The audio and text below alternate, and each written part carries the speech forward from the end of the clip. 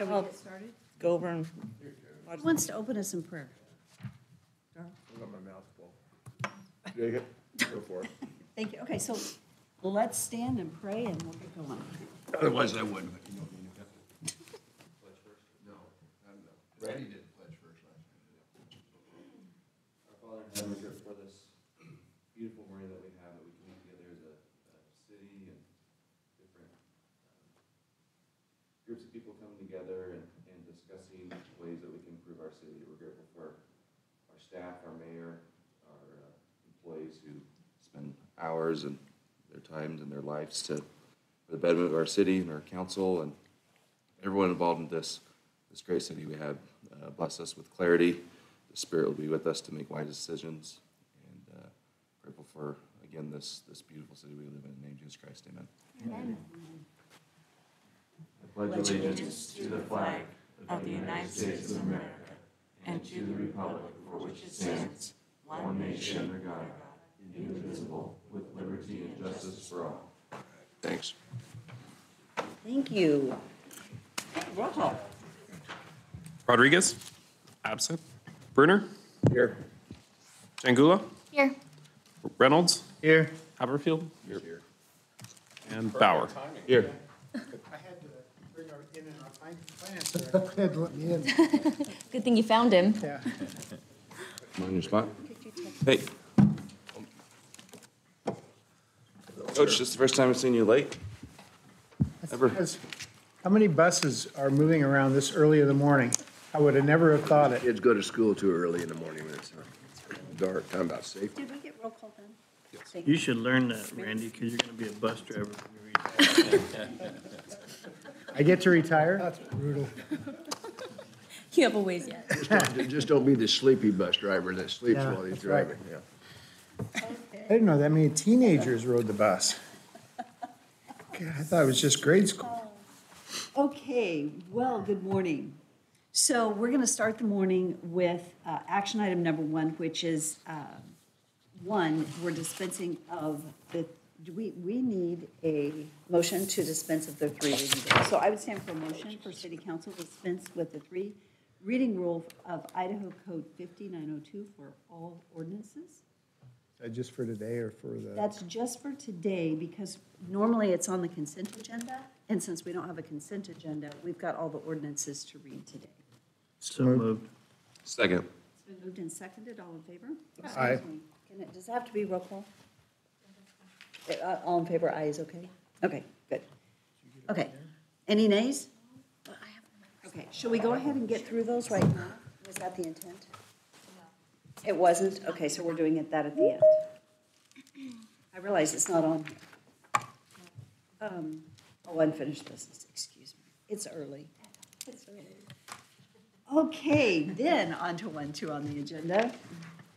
This is a discussion this morning, and this is, as it says on our agenda, Rodney and Todd and Daniel, we're just going to be talking about public hearings, presentation on protocol, role, and then we're going to discuss at the end the meeting agenda format, mainly because sometimes we run really late, and I'd like to just visit about that and how we can shorten our items with consent agendas, but we'll get to that.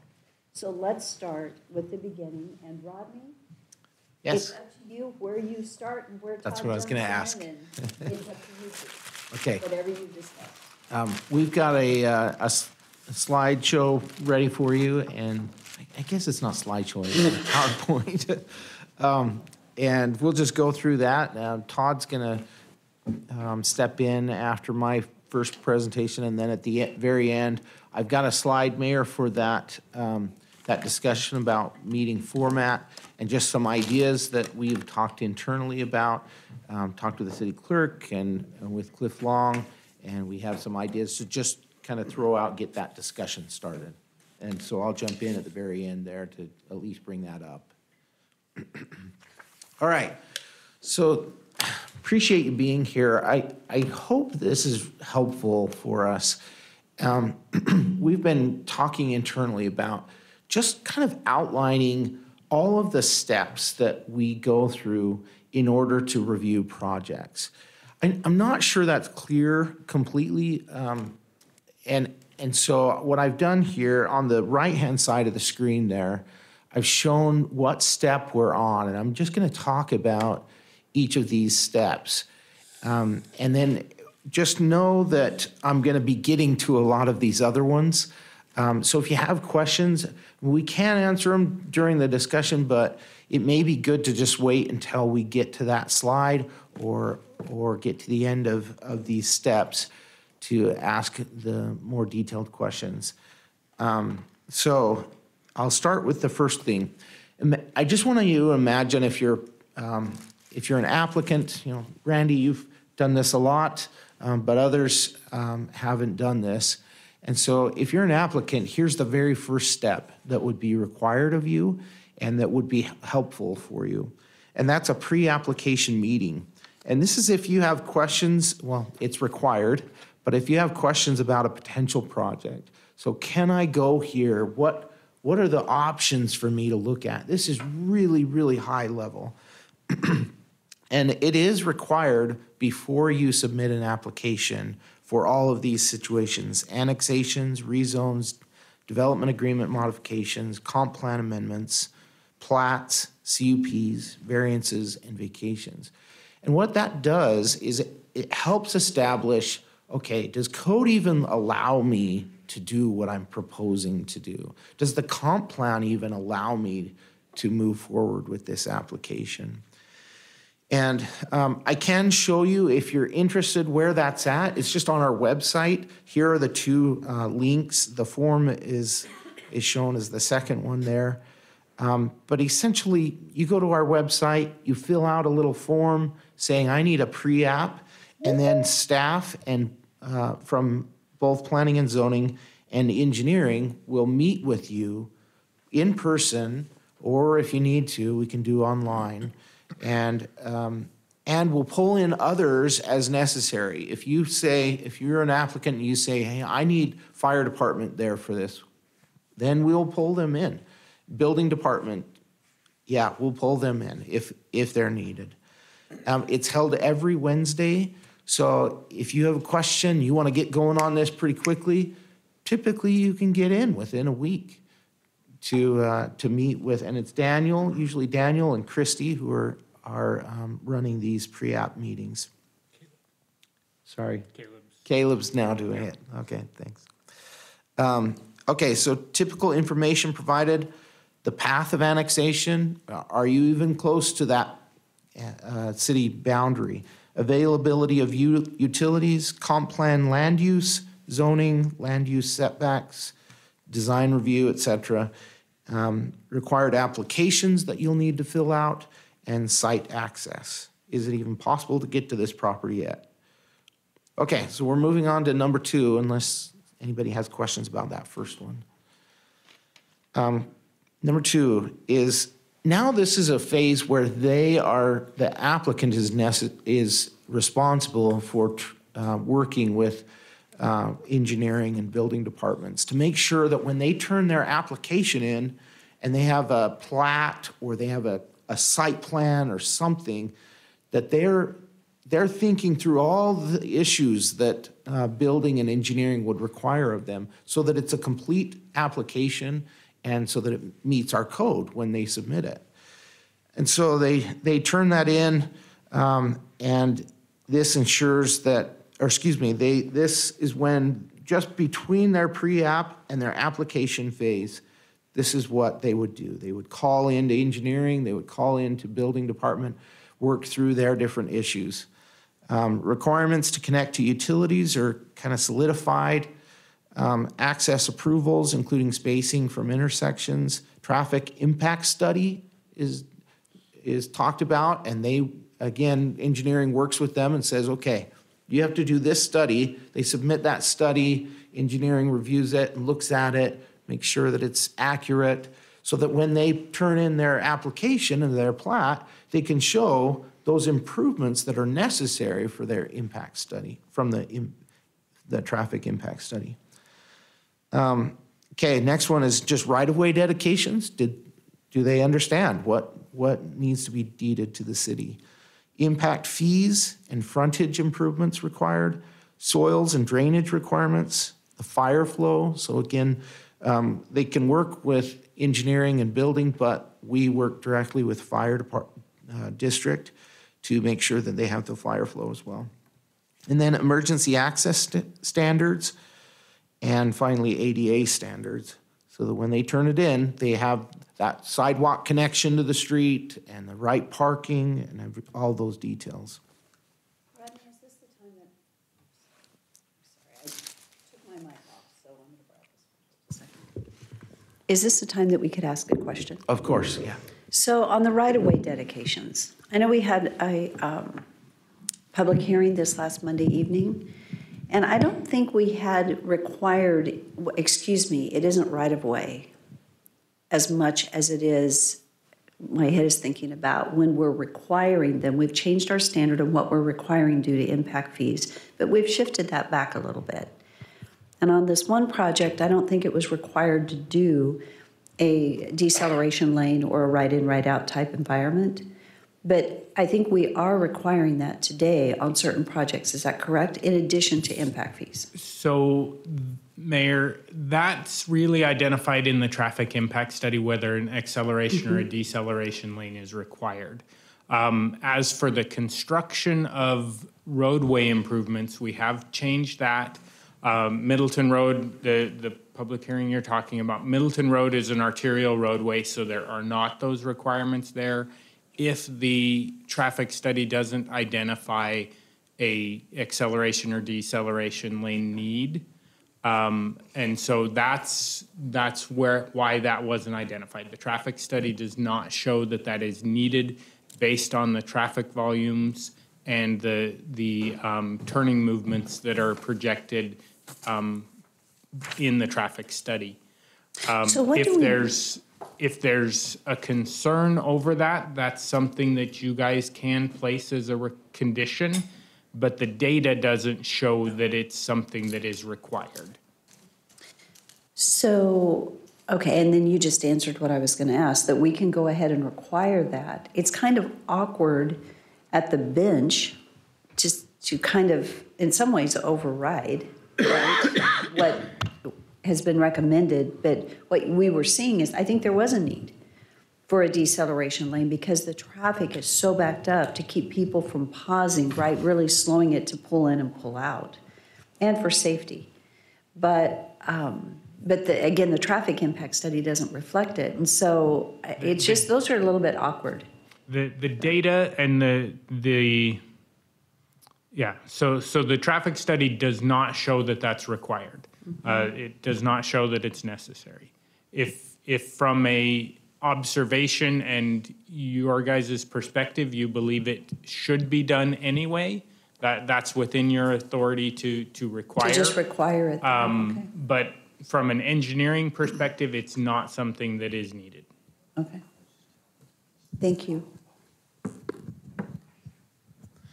And just to clarify one other thing, maybe Danielle, you can help us with this. I put this as impact fees and frontage improvements, and it really should be or, right? No, there's both.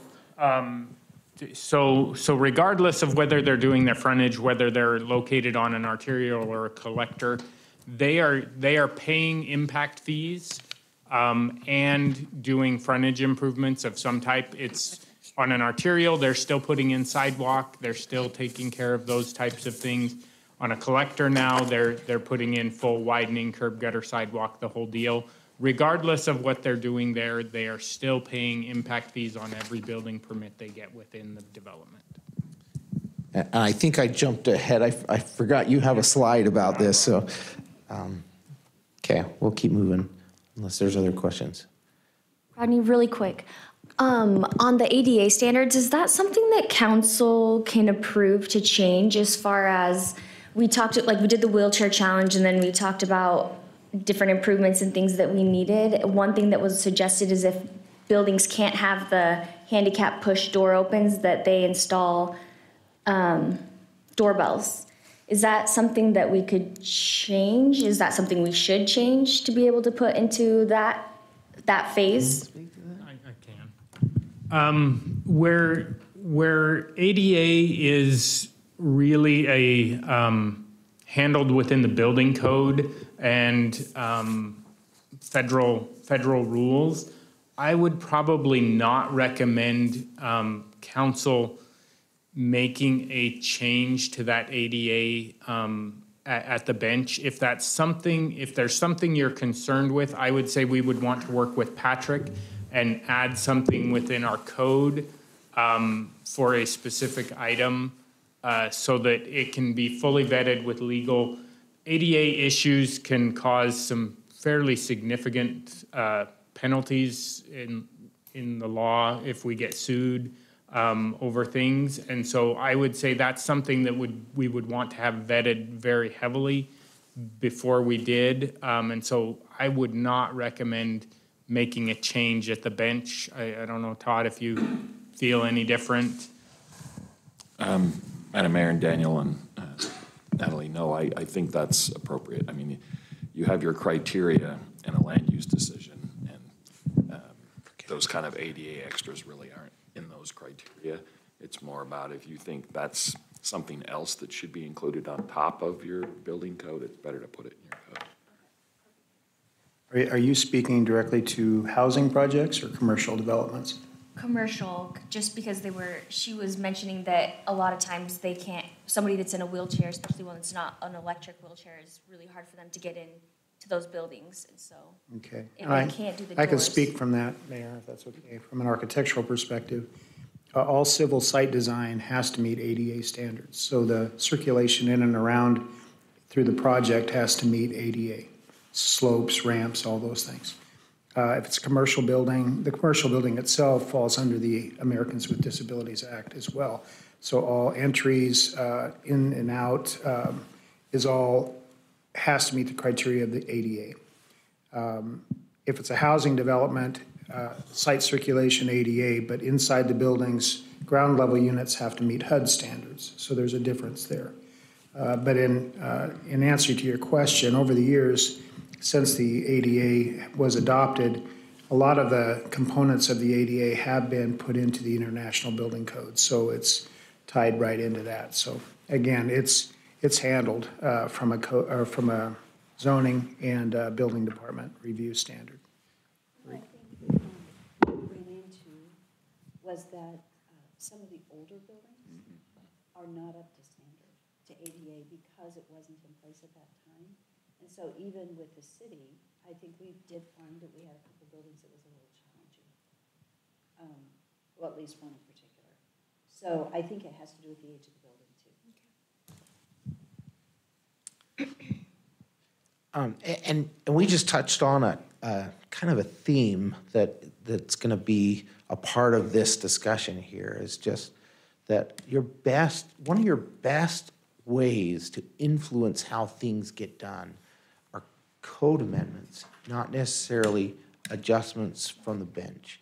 That's your most fair, legal, maybe ethical way to ensure that you get what you want for all developments.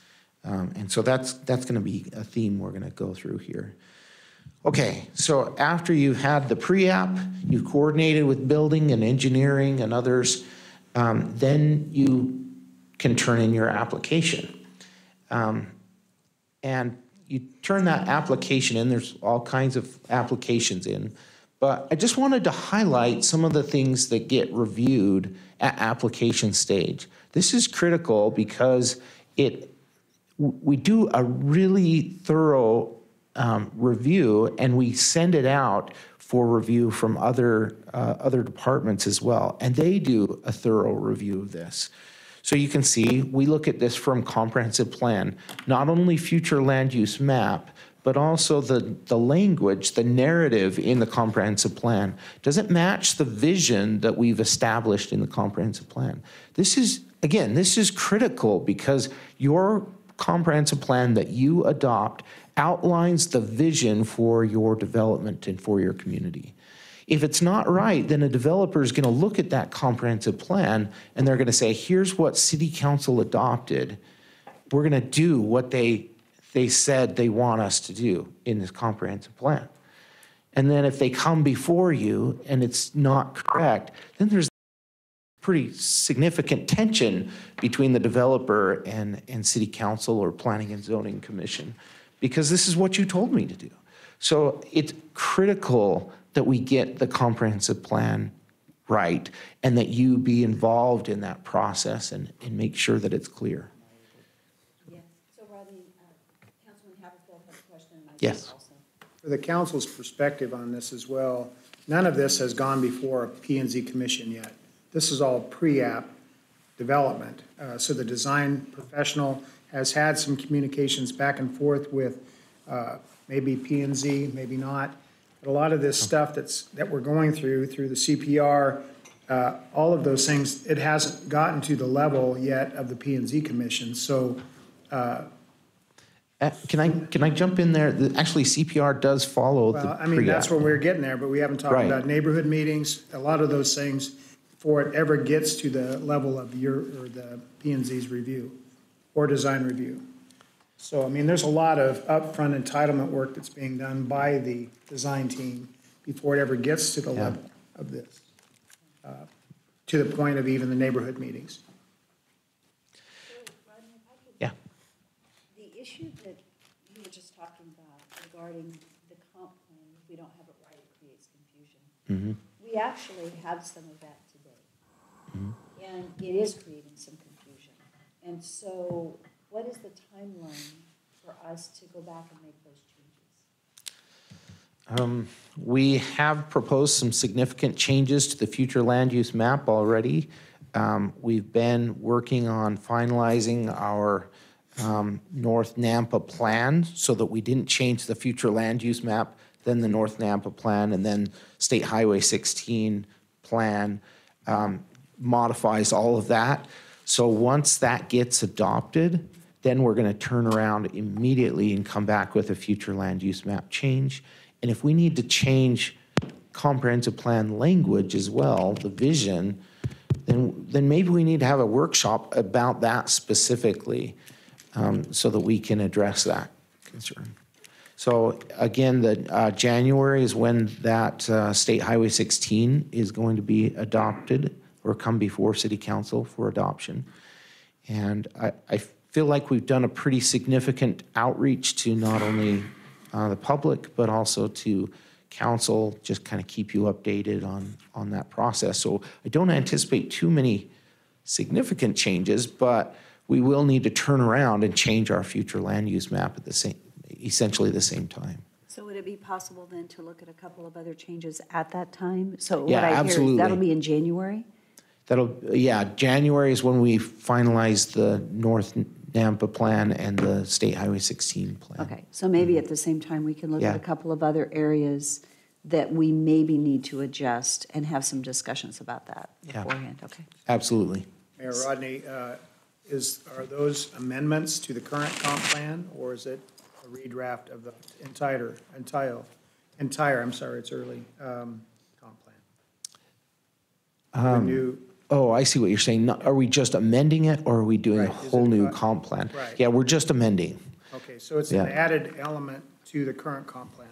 Yeah, but I would say that if we've got it completely wrong, the comp plan, then we do need to go back and redo the full comp plan. Major effort. Yeah. But it's big. It I probably wouldn't typically takes a recommend that couple right years now. even. Depending on those little things, that's where, I mean, if we can just adopt an addenda is added to the or a supplement to the comp plan, that's a lot easier to Yeah. do. Todd? Mayor, just kind of my observation as not a decision maker, but watching you guys in your hearings, I would say one of the things you want to really closely scrutinize is what kind of density is appropriate in this area? That's the one you seem to struggle most with. And so understanding what the definitions of medium density and low density and if you're satisfied with those, or make adjustments to those, and then really scrutinize your future land use map. And is this an appropriate area for this kind of density? Give it that scrutiny. That's where most of the conflict seems to be coming. And Mayor, I was just going to say what Todd, compatibility and density are where we seem to make, hopefully not embarrass staff, but that's where we go against some of your recommendations. The other thing I was going to mention is after the hearing, Becky came up and really lobbied heavily. I don't know if Victor was there or not, thank you. Was our change, and maybe we'll discuss this later, from going from net gross density to net density.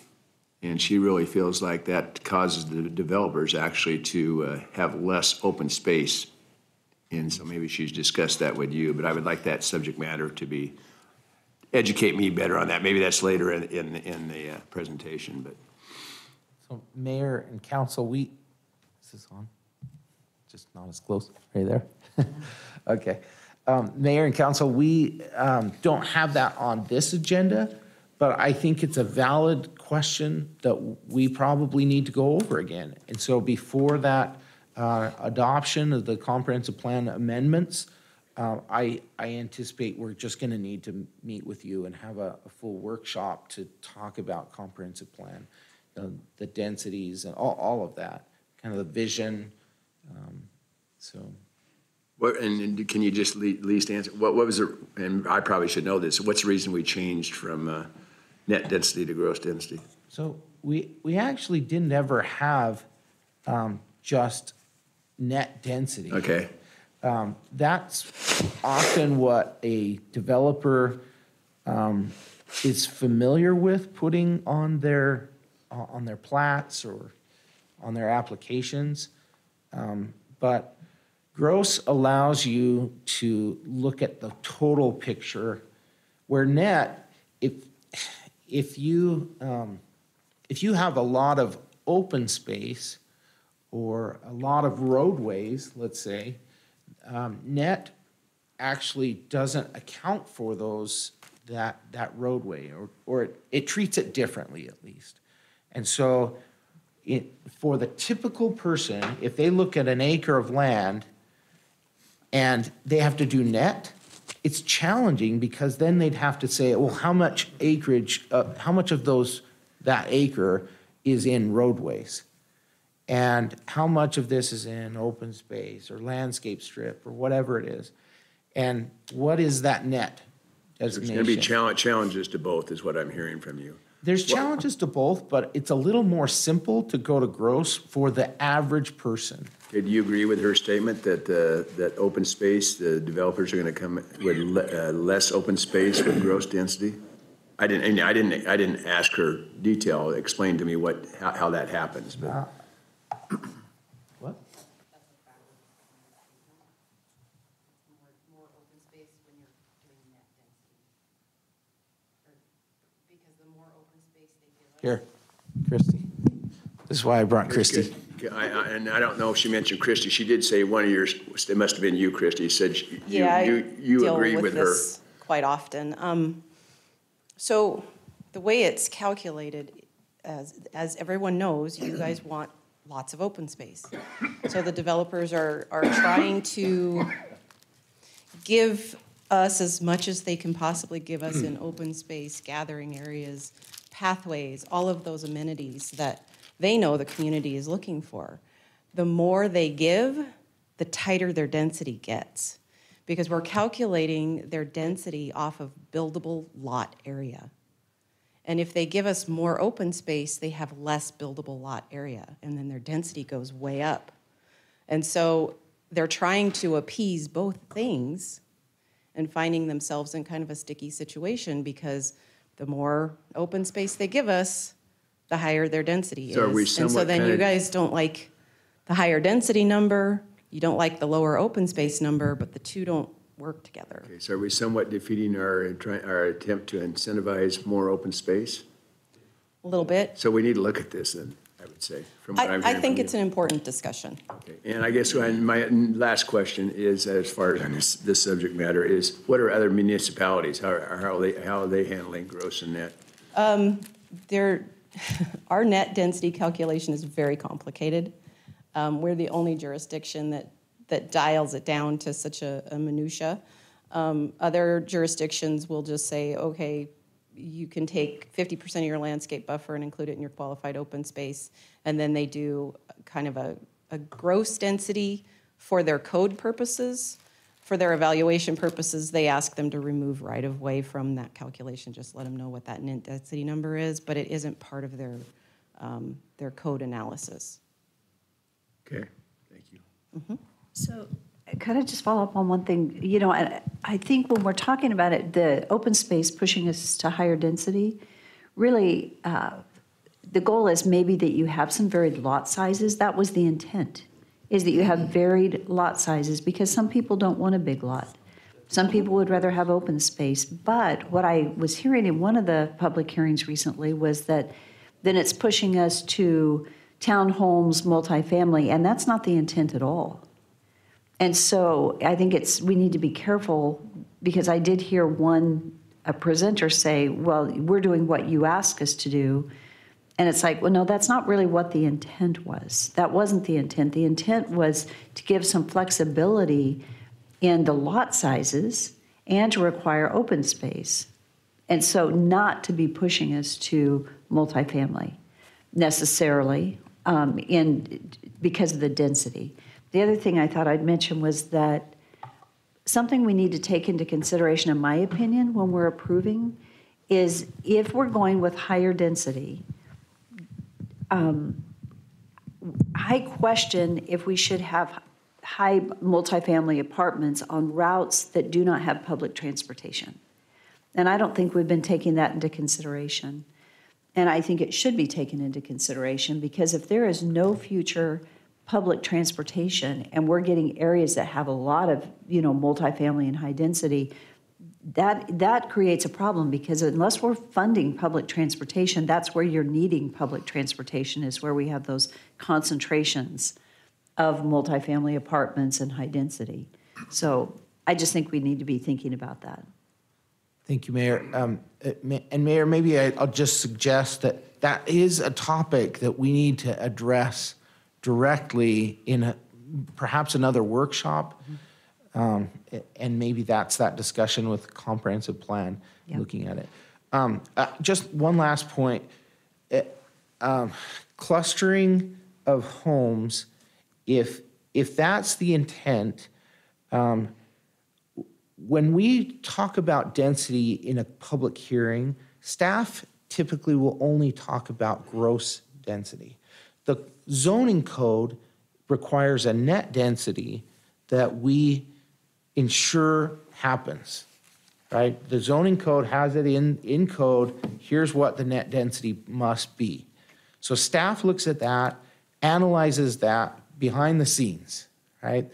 But when the average person in this room shows up to a public hearing, they don't understand what's being taken out, what's being put in, right? So it becomes so complex that we don't want to confuse the average citizen. So instead we say, on this 10 acres, we have this many homes, here's the density. That doesn't take out or add to or anything in that calculation. It's pretty simple, straightforward. And we hope that comparison for the average public person here in this meeting can be understood. And that they can say, hey, but mine gross density is this. And they're saying their gross density is this. So when developers come before you in a public hearing and start talking about net versus gross, it's really challenging. I wish we didn't do that, because the net is complex and it just tends to confuse people in this meeting. So Rodney, how about if we schedule a meeting, possibly in either the November workshop or the December workshop? If we're going to be bringing the others forward in January, let's identify what the highest priorities, if we have some changes, and maybe we look at our code. As you just mentioned, it's the net density is in our code that we're looking at, and we address some of our code language and make sure that we're good with it, and if it's where we need it to be in either November or December. That sounds And really Todd, good. did you have a comment? Well, they're kind of related comment. I know Rodney's talked about minimum density in some contexts as well. And I can't say that I know where all that applies, but that's something else I suppose you want to be very cognizant of. Are you saying you have to have this much density in this location? If we're not excited about density, are we saying the right thing in that context? Good point. Okay, well, I'll take that and bring it back at the workshop, those things. Okay, so then after the application is submitted, I just wanted to go high level here. Here's what we review, and there's even more than this, but the density, as you've mentioned, we actually look at compatibility. We look at compatibility a little differently than what typically gets done in a public hearing. We look at compatibility with the comprehensive plan, future land use map. Does the zone match the comprehensive plan designation? Does the proposal that they've submitted, does it fit within that zone, the zoning parameters, right? Lot sizes, we make sure that they have the right lot sizes. Setbacks, does it meet code? Does it meet those setbacks? Perimeter fencing, that is a requirement of subdivisions. We look at that. Every single application, we make sure that we're looking for that. Parking minimums, including ADA as per adopted International Building Code. We look at that, every application that has the detail for this. If it's just an annexation and zoning, they don't have any site plan or plat, that's a little different, right? We just make sure that they understand the total number of parking spaces they need. Building heights, look at that. Scale, landscaping, open space standards. These are some examples of all the things we look at. It's pretty detailed. You don't see all the details at this meeting, at a public hearing, but it's being done behind the scenes so that you can be ensured that we have reviewed it for that compliance with all of those codes that you adopted, or at least City Council adopted. And then agency partners review it for the ADA standards, building code standards, access approvals, including spacing from intersections, right-of-way dedication needs, impact fees and frontage improvements, fire flow, emergency access standards, traffic impact study, environmental review or environmental compliance, all of these things. There are a lot of things. Okay, so this next portion are some questions that we often get at public hearings, and we get them kind of frequently, and so we wanted to make sure that we address these up front so that you know when you go to a public hearing, you've got these answers, and you could even print them out or whatever if you have questions about this. So Daniel agreed to cover most of these from Public Works perspective. So Daniel, can I ask you a question? Yes. What I'm finding awkward is having you guys sit over here because we can't see you. And do you mind, is it easy for you to present from the front? Yep. I appreciate that, thank you.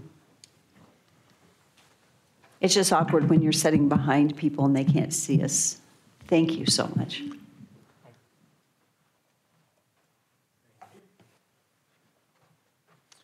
So I'm going to go through just some of the things that we hear a lot of at City Council, that there's often questions either from the public or from the council perspective. If you have questions about these things, just ask. Or if there's something that I don't cover that you think you have questions on, let me know. So easements are one of the things that come up that engineering does the review on. They don't necessarily come to you to look at those kind of details.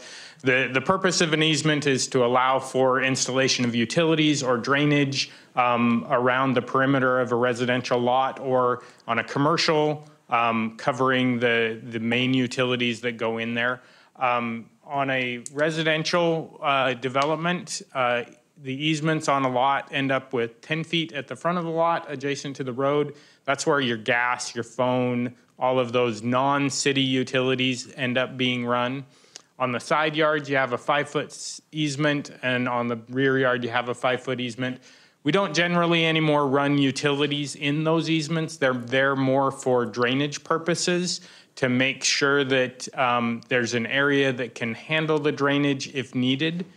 And then on the boundary of a subdivision, if there's not a platted lot behind it, we do require a little wider easement there, a 12-foot easement to help in case there is more of an issue that needs a little more room. Easements and setbacks, kind of whichever is larger rules. So in an area where you have a 5-foot setback, but a 10-foot or a 12-foot easement, you still can't put the buildings any closer than that, whichever one's farther into the property. Yep.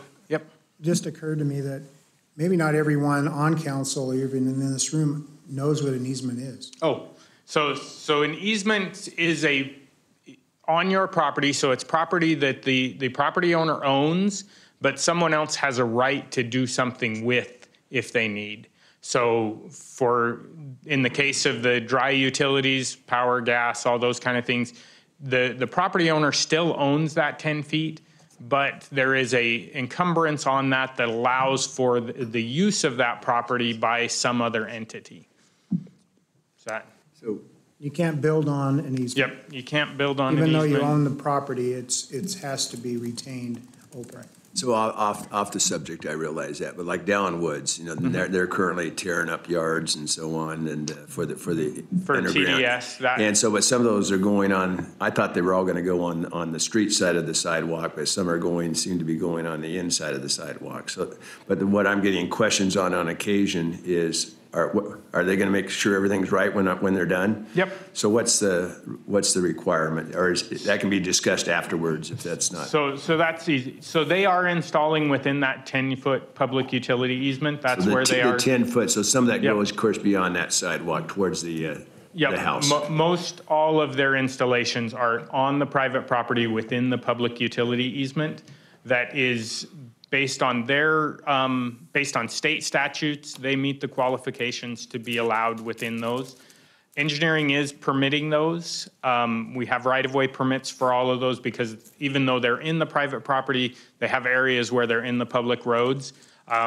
We have been dealing with property owners that are not happy with their restoration. They've actually been pretty responsive to us when it makes it up to us and we call, or if they get calls from the property owners. They've been doing a pretty good job.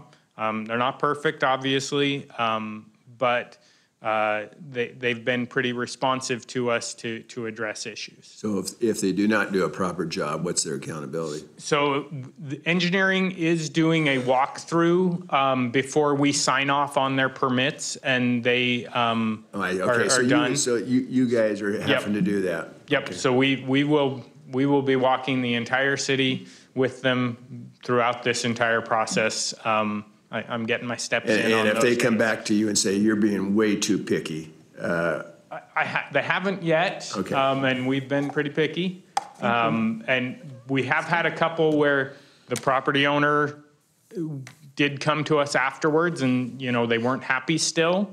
And we've talked to TDS and ADB, and they've gone back and addressed it. So. Thanks. So they have been doing. So far, so good. So far, so good. There's definitely times that it's more challenging than other, but they have been pretty responsive. Daniel, could I have you go back and kind of just restate what you said a minute ago about the easement and the setback, okay. And which is greater? So do they go together, so it's 10, or when it's greater? Explain that. So they sit over the top of one another. So if you have a 5-foot setback and a 10-foot easement, that doesn't put the house 15 feet from the property line. It puts it at that 10 feet. Or if you have a 10-foot setback and a 5-foot easement, still sits it at the 10 feet. So they're not cumulative. They do sit over the top of each other. So it's the greater of the two, whichever one it is. Is where that building footprint can sit. Yes. Thank you. And you might also speak to road right-of-way and the difference between a right-of-way like Darrell's asking, who's responsible for the area in between the back of a sidewalk or between a sidewalk and a curb, depending on how the sidewalk's constructed, and the actual property line of the owner? So that's handled in city code. The public right-of-way from the curb and gutter back towards the property is the property owner's responsibility to maintain. So generally, when you see the sidewalk, even in the older areas of town where they have a detached sidewalk, the public right-of-way sits between the house and the sidewalk.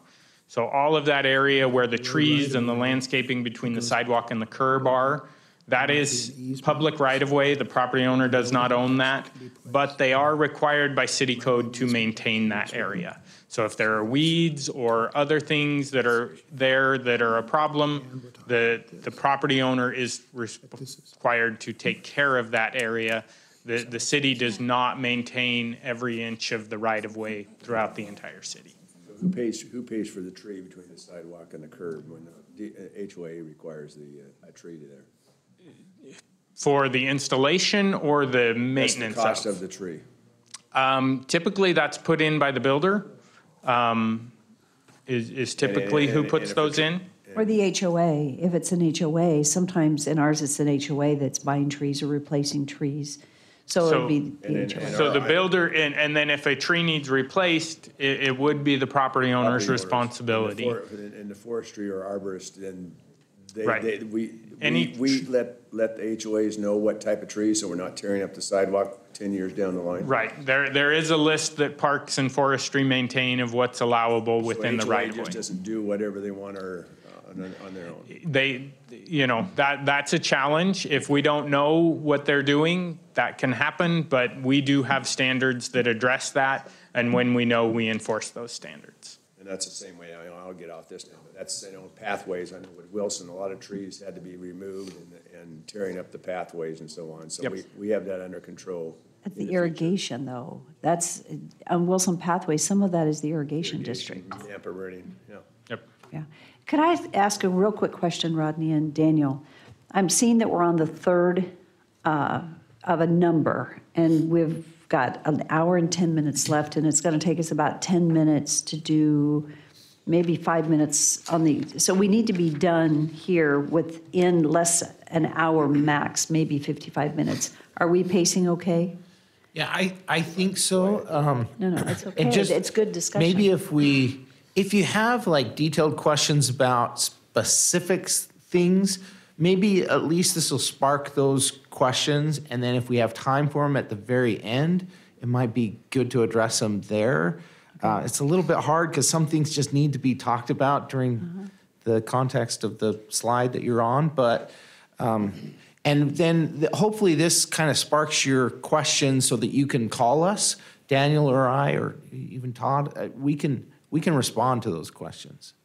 Let's write our questions down, though, because I'm taking some notes of things that we need to do. So let's just all be taking some notes, because I think it'll give us a good next meeting, right? Okay, thank you. So the easements, engineering's reviewing those at the time of preliminary plat and final plat before it ever makes it to you. For the most part, easements aren't something that you guys need to worry about. They're the technical side that engineering's reviewing. Traffic impact studies. So the purpose of a traffic impact study is to identify, to objectively determine what the project's impact is to the traffic network, the transportation network. We require them on any project that creates either 100 trips within a peak hour or 1,000 trips in a day. So some projects that come before you, when we say that they don't require them, it's because the traffic generation that they create is low enough that in all reasonable situations, they will not find any necessary improvements that the project has to do. If we have a small enough number of vehicles being generated, it's not reasonable to believe that they will cause a change in the level of service in the traffic network around the development. Yeah, right. Just quickly, what multiplier do you use per household for the trip count? Because I get asked that sometimes from citizens. So the It depends on what type of housing it is. We use the ITE manuals, the Institute of Transportation Engineers trip generation manuals. So a single-family residence, just a single-family detached residence, typically generates about 10 trips per day, with one of those being in the peak hour, either peak hour, basically. And so what we're looking at in a transportation impact study is, okay, what's the traffic being generated?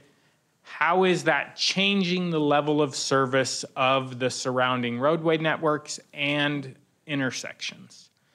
So based on the state codes and the impact fees statutes, we can require them to mitigate their project impacts.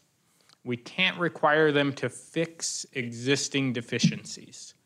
And so the impact fees are there to help with those more global transportation impacts. The traffic impact study looks at, okay, this local area, what are the impacts to it and what do they need to mitigate? So when we look at that, the city's adopted level of service for an intersection is level of service D. And that's based on what we did when we adopted the traffic impact fees. If we want to raise that level of service, we can't use impact fees to do that. Impact fees are only allowed to maintain the existing level of service. So I can't ask for money to make a level of service D intersection now a level of service A intersection. And so I think that's a lot of what people don't understand, is that a traffic impact study is not to say that there aren't deficiencies, and there are some deficiencies that they identify that we cannot require the development to take care of. And that's based on state statutes and that. And so when people say traffic's bad and this is gonna make it worse, anything makes traffic worse if you add things and you don't do improvements. But the level that we have to play in is, does it change that level of service threshold? And so if it doesn't, they're not required to do any additional mitigations. If it does, then they're required to take care of those mitigations. Any questions on that? I have a thought on it, but I think I'll save it for sake of time. Okay. Yeah. I have Yeah. a big argument. We probably, yeah, Well, we could go there a lot, yeah. I'll meet with you one-on-one. Okay. Drainage is another thing that we often hear about is, I'm concerned about my gravity irrigation supply or waste that goes through there. Those are things that engineering looks at on every project. Typically when we get the construction drawings, it's not necessarily something that's identified on the preliminary plat, but it is something we're looking at and asking those questions. When we get the final drawings, we're specifically looking at the drainage that's coming in or the supplies that are coming in and how they're going out. Lots of people like to complain that, well, you're moving my ditch or you're putting it in a pipe and it's going to be harder to maintain. The requirements really are that where it comes into your property and where it leaves your property need to remain the same. How it traverses through there can change. And so that's what we're looking at on the irrigation and gravity side. On the drainage side, we have our drainage policy. We're looking at how is that going to handle the storm events? Do they have adequate storage? Have they supplied enough area to put in the required drainage facilities? And then the other thing that's come up it's come up for years and years, but okay, my lot, I'm ponding water in the back of my lot. How am I supposed to deal with that? That's a challenging issue that we have because of how builders build buildings, and they don't take dirt off of the site anymore. That's just not how they build anymore. And so the grading that's done before the house builder gets there is often correct, and then there's an issue with them changing that. Homeowners also can change those kind of things once the building department is gone without any permits from the city. And so that's a challenging one. Patrick, Rodney, and I have been meeting and discussing this, and we'll likely bring some potential code changes or policy changes forward in the future to help address that issue. In talking with other jurisdictions around, we're not alone in that, and nobody's come up with a perfect way to deal with it yet. We're all working towards that. Mayor.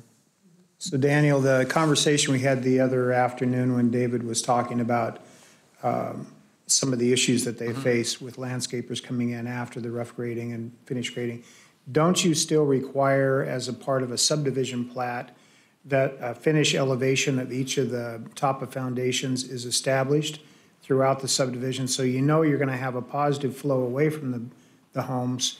I see the issue, at least in listening to your conversations, that due to the tightness of the lots, it's difficult to get the swailing of water around the back up to the front into the drainage system that's a part of the road.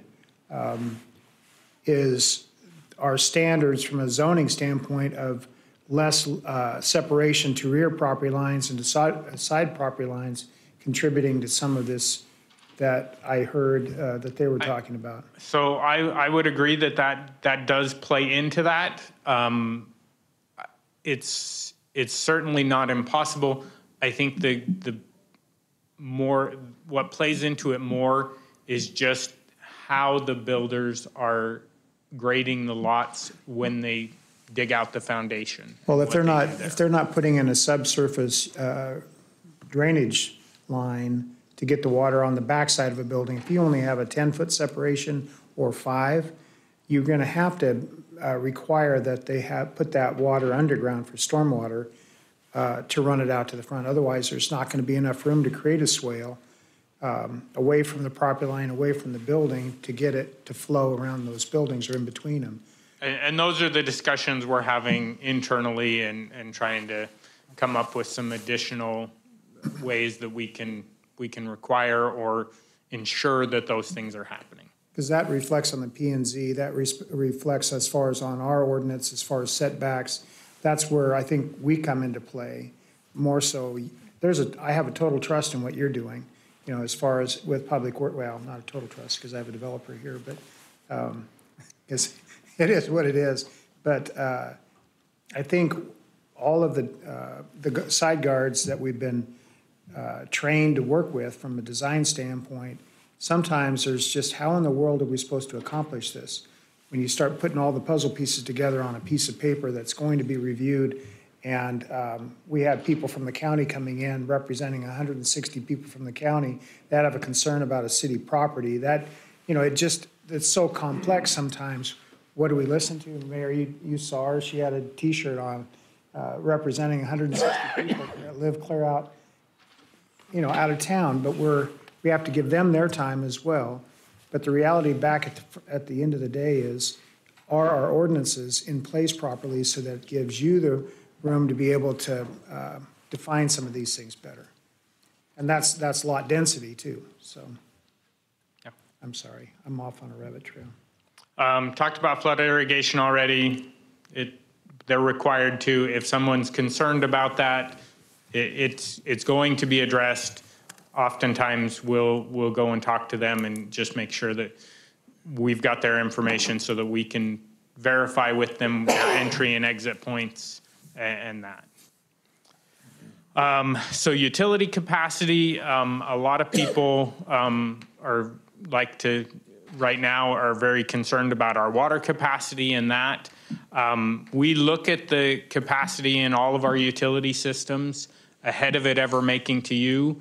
And if we don't have capacity to handle the project, that will be in our memos called out.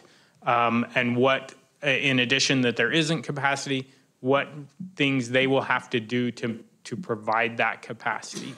The question of the aquifer and our ability to supply that to and maintain for the development and into the future. As we've said, there's not the concern from staff that that is an accurate representation that we are running out of water. The aquifers that we are in are very healthy. Working with IDWR, we are very confident that we have adequate capacity. We're not causing problems with that. And the things that they have been referencing are more well construction issues, not a problem with the aquifer.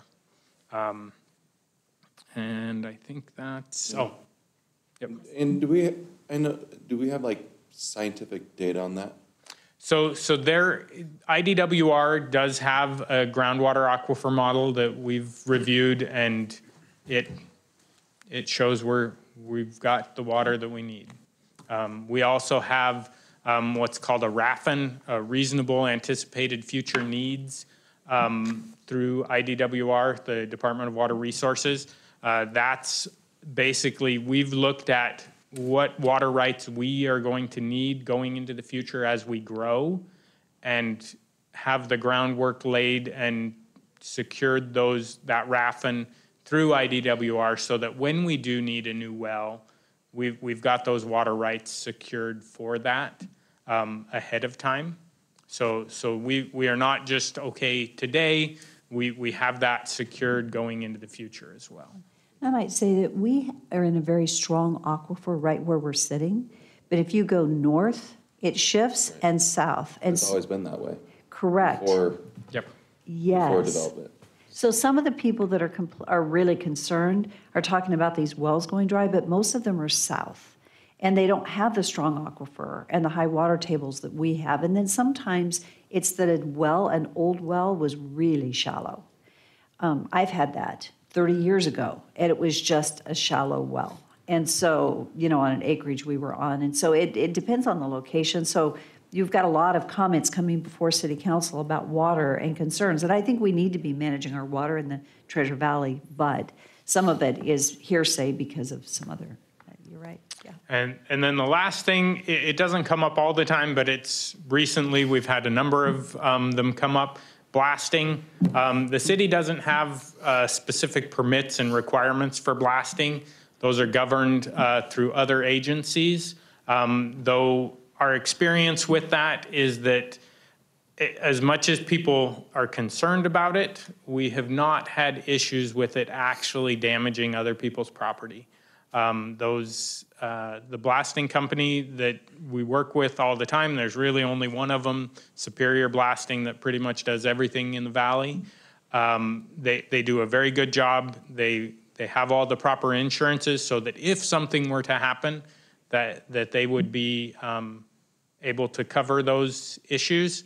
And just would note that that's not something that we necessarily have an issue with any problems historically or anticipated in the future. So I'll drop it back over to Rodney.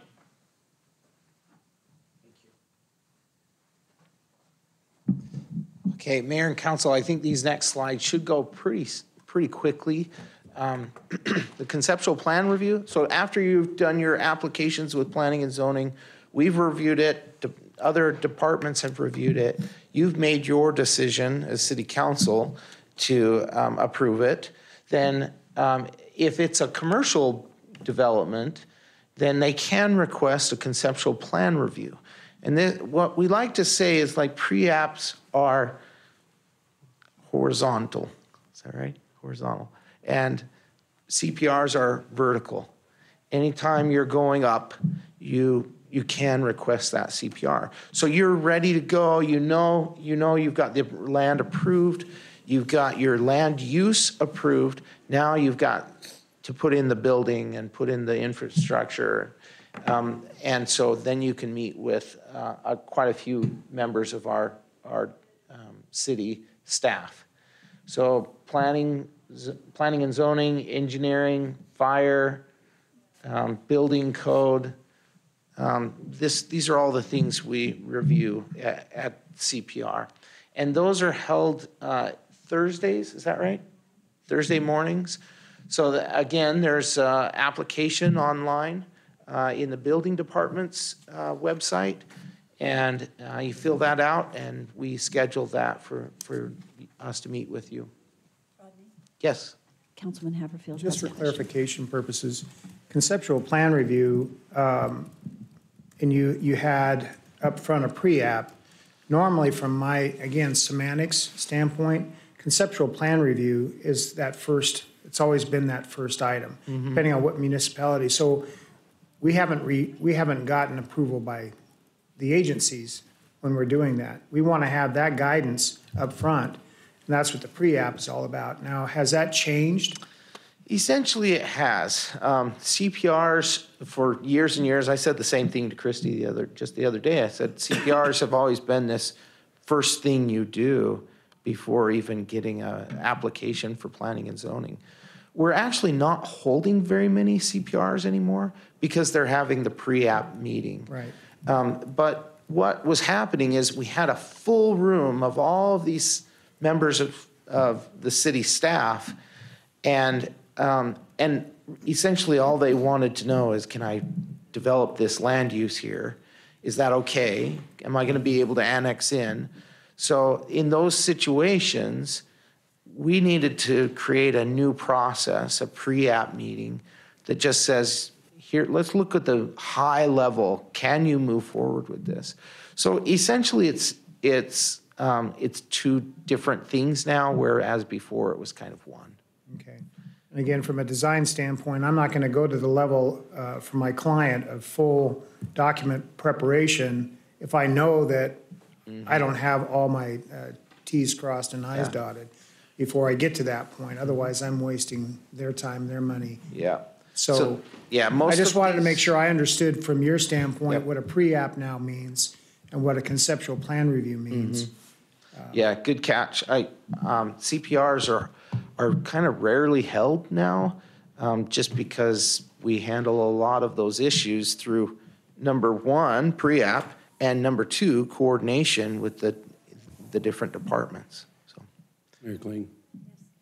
So Rodney, this has been a real crutch in my, I just keep thinking that the initial conceptual plan review is through you guys first, when you discuss, and you look at the project proposal first, when it really comes into planning and zoning. And so, and sometimes the direction is given to the developers by planning and zoning, following codes, of course, but also they're looking for your approval. What do you think the council will do? And that's part that I think it really gets twisted. But the plan review itself, the process is a good process. So I'm not sure how that all fits in. So Mayor and Council, I think we are doing that. It's just so conceptual plan review has been at the building department, has been responsible for that. For as long as I know. I don't know that we ever held CPR. For commercial projects. Yeah, for only commercial projects, right? And then we had pre-app meeting that weren't commercial. We had that we always called that pre-app meeting. Right. And then we were finding that essentially a lot of people weren't ready to go to full CPR for commercial developments. We really needed to just address some basic stuff up front. So that's what our pre-app is. That's what we do. And, you know, I think you shouldn't be concerned because we absolutely talk to them about the project early on. We now require it. Before, we would just offer that as an option for them. Now we require that they have a pre-application meeting.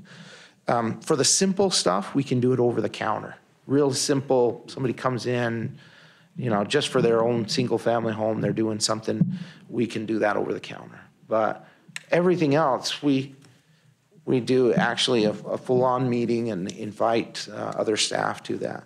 So I think we address that. And then to your point about what happens when they ask for what we believe is going to happen at city council, I can promise you, we do not, we say, well, this has been happening. They've been making these votes. We never promise anything I don't to think you do anybody. that, no, Yeah. no. But I think they're looking for your approval. Yeah. To make sure. And we're really You know the hesitant direction- about that, but You know the direction the council goes, and that's a very fine line. I don't know how you do it. It is. I mean, it Yeah. would be a nightmare. So typically, the statement that gets made is, this is what the code requires. What, do you meet that? It's a yes or no, because that is a black and white type, does this meet the code? We really do try not to give opinions of a project. It's, does this meet the code or not? And so that's where, if you're seeing things before you that are not what you want to see, changing the code is what staff needs as the tool to help you see what you want, is to have the code changed to be that. Mayor? So if something comes before you and you know it's code, but you know that we're gonna deny it, like, do you let them know that? yes, we do. Okay. Yeah, we never promise that they will get it, but we often assure them that they won't, just based on decisions that have been made. Thank you. Wait till the next election is what you tell them. It's up to them. Okay, so real quickly, these also go to art, an application could go to Arts and Historic Preservation Commission. And that's only in the downtown, if downtown design guidelines are reviewed, downtown streetscape standards are reviewed, any type of obscene graphics or language in public art, that's what they handle. And then they also get comments from the State Historic Preservation Office. We often call it SHPO, regulations and comments from them. So these are in the downtown historic subdistrict. They review it. They must review it. And if it's any kind of public art, and that's everywhere, right? Anywhere in the city of Nampa, if there's public art, they review that. And their recommendation is on to the Design Review Committee. So we're now at number 6. Some of these kind of happen simultaneously sometimes, but your typical development, you get your pre-app, you coordinate, you get your application in and get it approved through City Council and Planning and Zoning Commission. You hold your CPR if it's commercial, maybe. And then you move on, arts and historic, and then you get to design review. So this is just a highlight of our design review code. You can see all the different zones that are required to have design review. I'm not going to go over this in detail, but there's specific requirements as to when they it's necessary for them to hold design review, and those are all listed here. Such as an example is greater than 25% of the square footage. You're expanding beyond 25%. And so then we review that again, right? Then we're reviewing this project one more time. And we're looking at building materials, glazing, articulation of walls and roof line, colors, defined primary entrances, mechanical unit screening and landscaping, multifamily mechanical unit screening. The only time we look at landscaping in design review is for that purpose. They don't do site review except for that reason.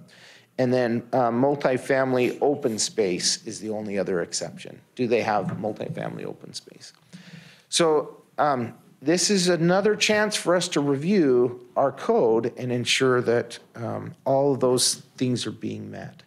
And the staff does a full analysis of that again. Okay. So Rodney, before you go to the next one, Councilman Haverfield has a recommendation. I'm just going to point something out for council's consideration here. is when a developer comes in with an interest to use their dollars to do a project, the amount of work that's being done before it ever reaches this forum is tremendous. There's a lot of experience behind it. There's a lot of dedicated effort. That's why you see some frustration from those that are presenting to this council what they have reviewed our ordinance to say, what they have tried to do to jump over all those hurdles to get to be before you to be denied. It's a trust issue that I think this council either has or does not have in the design community, in our planning staffs, city employees. That's where I'm frustrated at times, where there's a no for no apparent reason other than maybe somebody came forward and they, whatever. So the amount of time and effort that it goes to do this, to be denied without a reason that can be defensible is important. You need to be able to provide that. If you're going to turn something down and all of this work's been done, and whether it's horizontal or vertical clustering in housing units or whether it's a commercial development, that's where I think if we're going to streamline the process to try to be smart growth, progressive, and looking at things from a standpoint of reality, time is money, especially in today's world with interest rates rising. So be prepared to give a better reason why you're denying something if something comes before you that has met all the merit, has gone through and gotten support by the Planning and Zoning Commission because they've reviewed it before you reviewed it.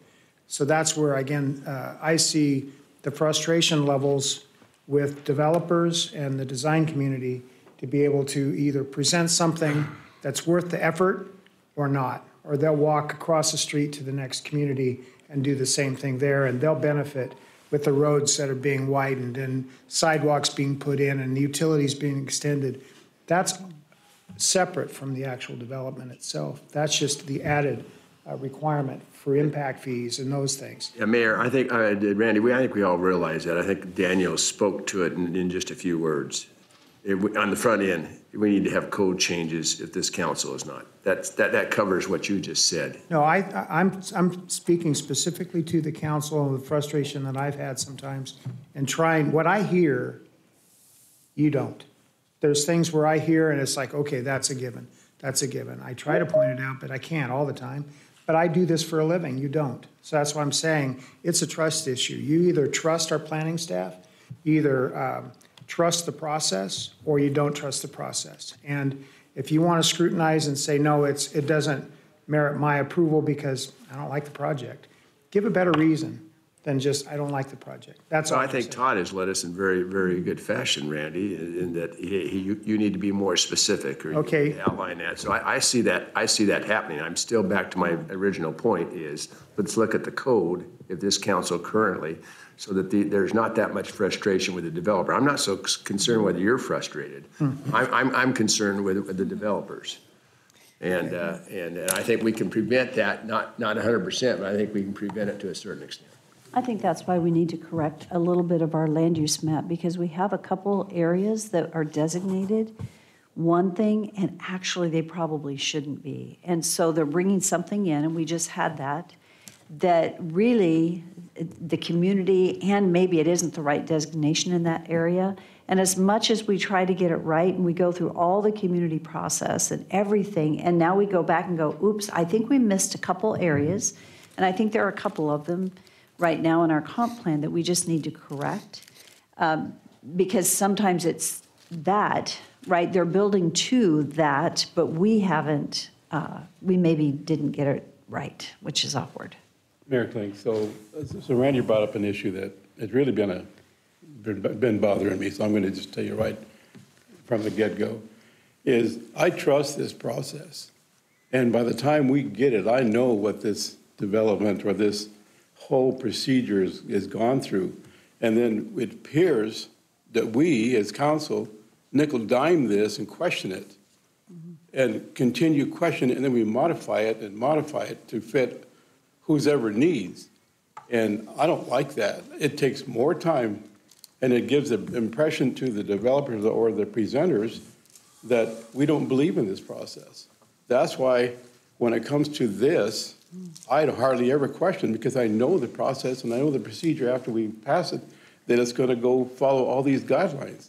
But when we nickel dime a development, that's what concerns me. And it takes more time for us to go through all this when it's already set forth. That is, to me, it just, bothers me. Mayor, I have one quick comment. So having been on P&Z myself, I don't ever want to discount what P&Z does because they do their due diligence, and staff has done their work with P&Z, which is very important. So I trust their process as well. We have a very small subset of parameters that P&Z does not have on council that we look at that they don't look at. So that very small subset is what we need to be aware of, and the rest of the process, I trust. Thank you. Those are all good comments. Good comments. Mayor, really quickly. Yes. So sometimes if I deny something and I don't speak to it, it's because I'll get slapped by legal if I do. Or I've called Rodney and I'm like, how do I even say this? And it's kind of like, you can't. So I think the solution, at least for me and my concerns that I have sometimes, is doing the code changes. So I think that we really do need to make that a priority to go and really hash that out, because I understand what Randy's saying, but I also think it's our responsibility that if, you know, when we're developing acres in our community, we need to ensure that those acres are going to continue to give us a good tax base in 20, 30, 40 years from now, and they're not going to fall apart. And that's part of the process. And I know P&Z does an awesome job, but there are codes in there that I think that we need to review, and that would make it easier for me to get to that process and not deny something. Yeah, I think a lot of what Planning and Zoning Commission looks to is just, what did the city council say in the code? Right. What did they say in the comprehensive plan?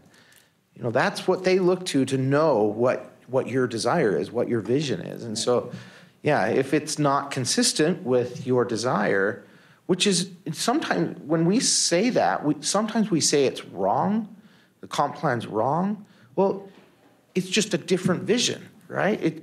Maybe it is right for some people or for some communities, but it's a different vision. So if you have a vision that's not consistent with the comprehensive plan, we need to match that vision, whatever that vision is. So yeah, thank you.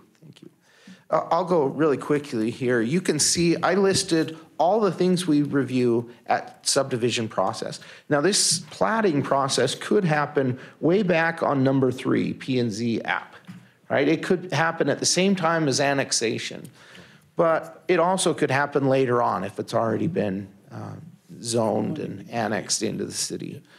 But you can see, again, we are looking at a lot of details. And where do we find those details? In the code. Right. Oh, and I just wanted to point out this final one down at the very bottom. There's an inspection prior to final plat signature and recording of the plat.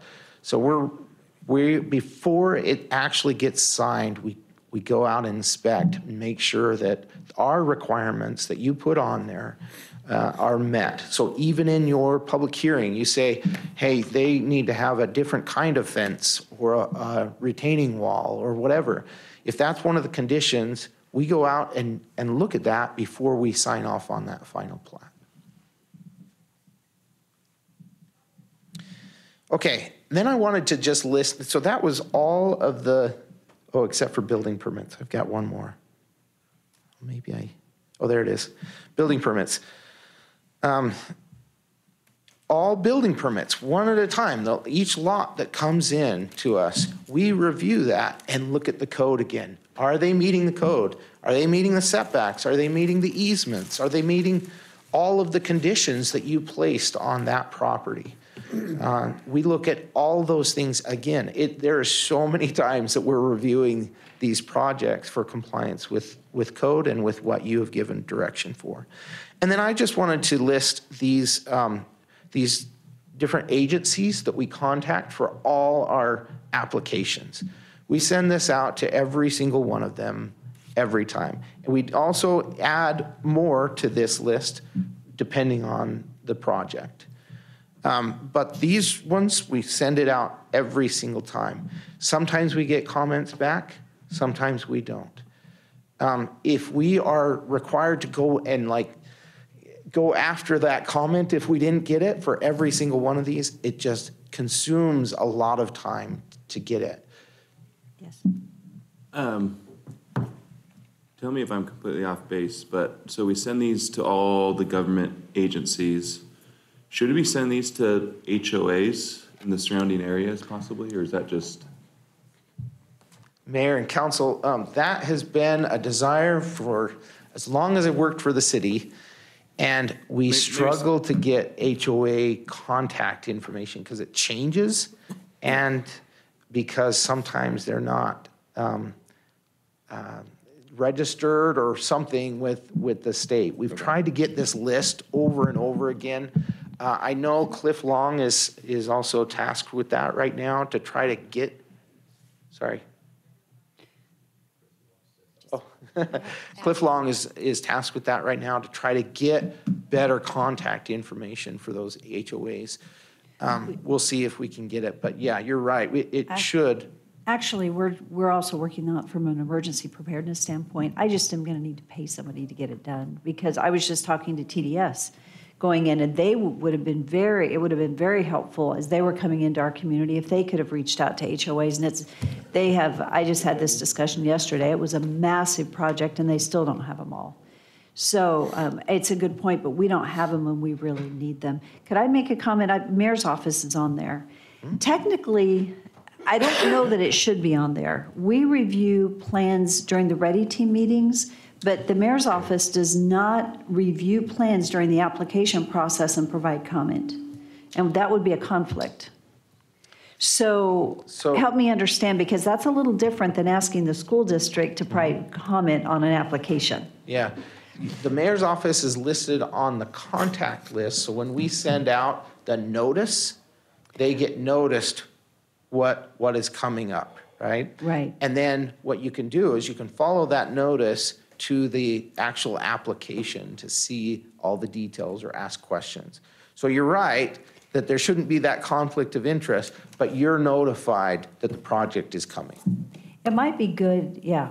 So this is strictly those that are notified, not necessarily everyone that's providing comment, right? Because the mayor's office I just don't want there to be any misunderstanding there that we receive a notice that something's coming, but we are not providing comment back because that would not be appropriate.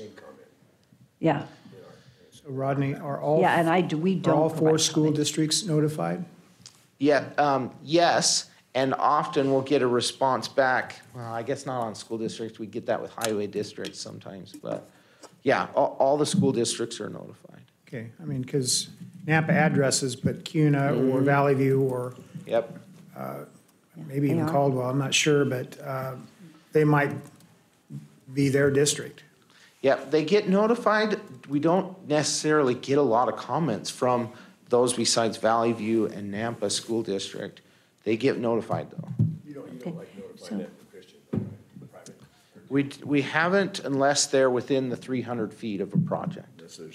Okay. Rodney? So you just hit on it. I want to make sure that you guys understand that there's two different processes happening here. Could you lift your mic? This is the distribution list for agency partners. This is the application goes out to all these people so they can review all the materials. Then when we get closer to the hearing, there's a 300-foot notification that goes out for the public hearing. And typically the HOAs that are within 300 feet of that project will get notified. So it would be very difficult and time-consuming to notify every single HOA in the city of every project that's coming forward. So this may not be the list that the HOA belongs on. The HOA does get notified if it's within 300 feet of the project. Okay. So thank you. Rodney, you know what? I'm going to ask us just to stop because we need at least 20 minutes with legal, and then we have other business to do. And are we done? We're done, good, because we need to move on to Todd. And Todd, do you mind being up front as you speak? Oh, sure. I would appreciate it. That way we can see you well. And Rodney, that was really good, very helpful. I wrote down some notes that I'd like to review ADA in the code. Would like to review our density in our comp plan, in our land use map, a couple of areas that we maybe need to review how we had it reviewed. We need to review gross and net, the zoning and how that's impacting code, what we have in code. And then we need to have a separate discussion regarding the impact, traffic impact studies. So those are areas for council that I made note that we need to come back and do a little bit more work and have further discussion on. If there's something else that you have taken notes on, please let us know, if you would. Thank you, Todd. Thank you, Mayor. Council members, so this is going to kind of be a little bit of a periodic reminder on some of the things I'm going to touch on, and some of the things are a little more recent. But you know, these are kind of topics that we'll cover periodically as we go along. And today I'm going to talk about some of our roles and responsibilities as council members and mayor, and then some of the specifics on public meetings and hearings. So I think I used this slide in one of our earlier trainings. We've got some newer ones. We've got some existing council members that have been here quite a while. And it's important to emphasize the difference between the two bodies. The mayor's the executive branch and the council is the legislative branch. And you're all people that care very much about your community. You're all doers, problem solvers. You wouldn't run for office if that isn't part of your makeup. Each of you are elected, but you're elected for your specific roles and responsibilities, and to take that problem solving and getting things done approach to those respective entities. So the government's designed with those three branches of government. There's benefits to that separation. I don't want to go into your civics lesson too much, but as you know, the mayor is there to run the day-to-day operations. That's part of the executive branch. The mayor, she implements the day-to-day operations within the budget that you set as council members. She also enforces and implements the policies and ordinances that you pass as a city council. And then the council, you're more detached from that day-to-day operation, so you have a more detached decision-making process for the budget. You may not be so tied to this particular department and what's going on. You have a more detached view. And you set that budget and those overall policies kind of with that perspective. You're elected to do different things. You're independent. But I would also say you're most effective when you have a cooperative relationship together.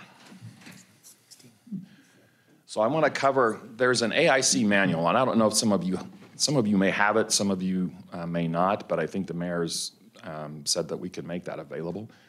The Association of Idaho Cities has a roles and responsibilities manual. And these are some of those roles and responsibilities that are listed for the mayor. Part of the challenge that you run into, I've served in executive branch, I've served in legislative branch. The citizens they remember their civics lesson, but when it comes down to something that's affecting them, they don't always remember that. And they may come to you and not understand those different roles. They may come to the mayor and say, I don't like this code. Well, the mayor enforces the code as you pass it, and they have to work with you, and the mayor has to work with you to change that code. They may come to you and say, I don't like what the Parks Department is doing. And you don't control the Parks Department. You set their budget, you set the policy, but the mayor is the one that supervises those staff members. So what you both need to do is be careful in how you interact with the public on those issues. Try not to commit to the citizen that has the complaint about the Parks Department that I'm going to go in and tell the Parks Department what to do or change it. And the mayor likewise shouldn't say, well, I don't like the ordinance, therefore I'm going to do things differently. So it's important that you take the time to try to explain that to the citizens. If they come to you with an issue that's really an executive branch, or if the mayor gets hit with an issue that's really a council issue, that you kind of explain the difference and how they would go through the process and who they would go through that process with. Also, this is just kind of more of an advice issue, and you've all been around, I think, long enough to know it, but sometimes citizens will come to you and say, this happened. And there's always two sides to every story. If they come to you and say, I don't like what this department is doing, they may not have the full perspective as to why this is happening, what the facts are behind it. As I was thinking about this, I think about, Victor was a former police detective. He probably had people come to him and say, this person stole my blah, blah, blah, because I saw them, they were out looking at my house one day, and da-da-da-da-da. Well, as a detective, Victor doesn't stop there. He looked at the full facts and investigated it before he came to a decision in his mind. And it's important that we kind of do that same thing.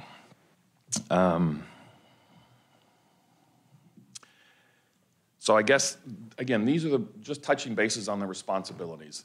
The mayor is the chief administrative official. They have superintending control and authority over city officers and affairs, and over personnel and hiring and firing.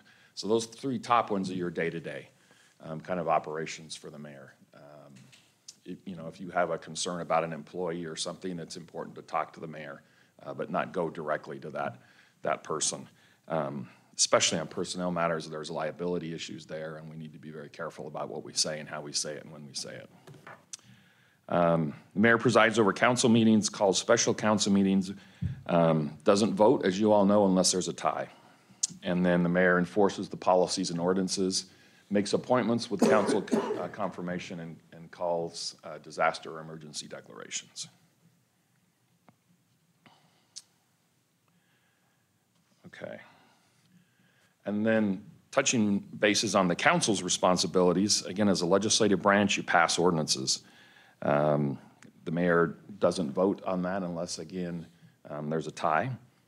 And you adopt the policy. So the major direction for the city, whether it's the personnel manual, it's the comprehensive plan, it's the purchasing manual, you set the policies, and then the mayor operates within those major policies. You set the budget. You determine essentially what services are going to be provided broadly by the city and the fees that are set. You control annexation, and I'll talk about that a little bit more in our land use portion. But that's one of the most discretionary authorities you have as a city council in a land use context, and one that's the most protected and gives you the most discretion, which is kind of why we deal with that first if we're talking about an annexation.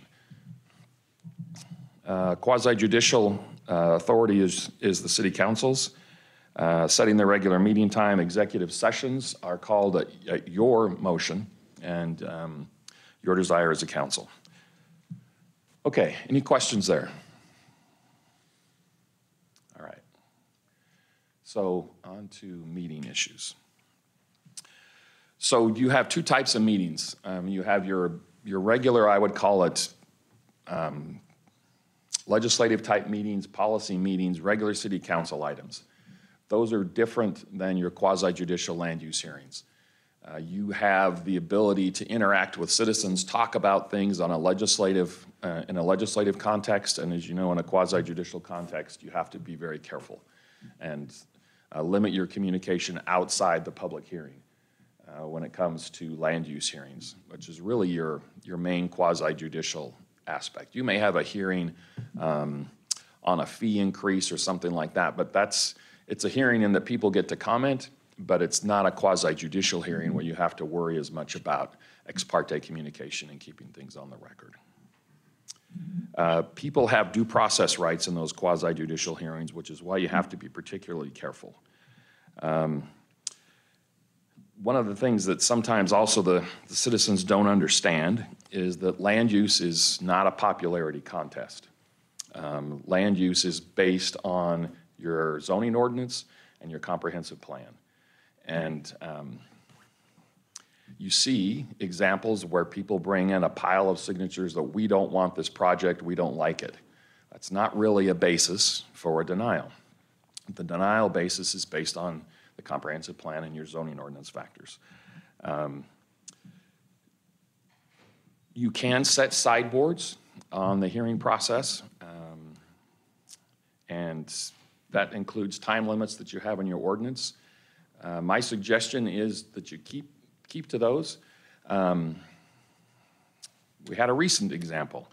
You can kind of control the decorum, and some of you talked about this, the mayor and I talked about this. People are emotionally engaged in some of these land use hearings, and that can result in boos, hisses, clapping. Those kind of things really aren't appropriate in a land use context. Frankly, that clapping kind of thing can almost be a way to intimidate one side or the other, or a way to attempt to influence the council one way or the other. So I think those things should not be part of a land use proceeding. You know, it's not really a public performance. And my apologies, because the other night I did not stop the clapping, so my apologies that I didn't, but go ahead. So, but we do accept these petitions, so that also, So the influence is greater than I would think any clapping or any sounds would do. So, but we are not able to limit that, right? Mayor and Councilmember Brunner, it's a pretty low relevancy standard. When it comes to due process, you let people submit what they want to submit. It's the weight that you give to it. It's your consideration of it. And again, they don't understand. They may think it is. If most of the people say that this shouldn't happen, they think that's a reason for denial, and that's not really a reason for denial. It may come down to compatibility. It may come down to density or traffic or whatever, but just a petition that says we don't like it, people are entitled to submit that, but it really isn't a factor. Yeah, my point is, we often, beforehand, the public hearing, we are aware that somebody states that there's 500 signatures or whatever the case is. The reality, I can only speak for myself, but that's gonna influence, you know, to me, that influences more than me going out and looking at a land site or talking to, you know, two neighbors or whatever the case is. That does influence. So I just want to make sure legally what you're saying is it shouldn't have relevancy, but it is allowed to happen, even if it does have relevancy with a council person. Yes, and you know, people can submit written comments.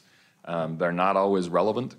You have occasionally the person that attacks somebody personally, or says things like the developer's only in it for the money.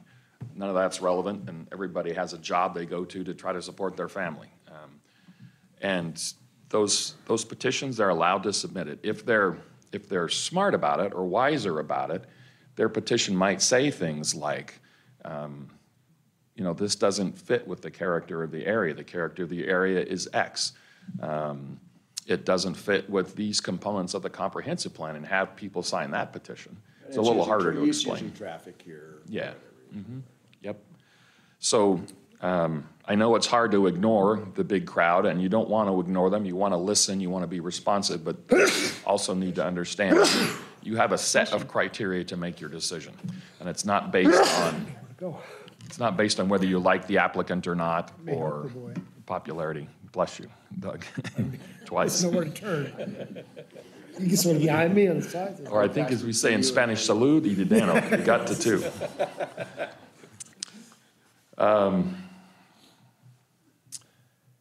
So I think, yes. Would you explain sideboards again? I didn't get that. So that's what I was talking about, is you can put time limitations on the amount of time people have to speak. Try to control the quorum. You can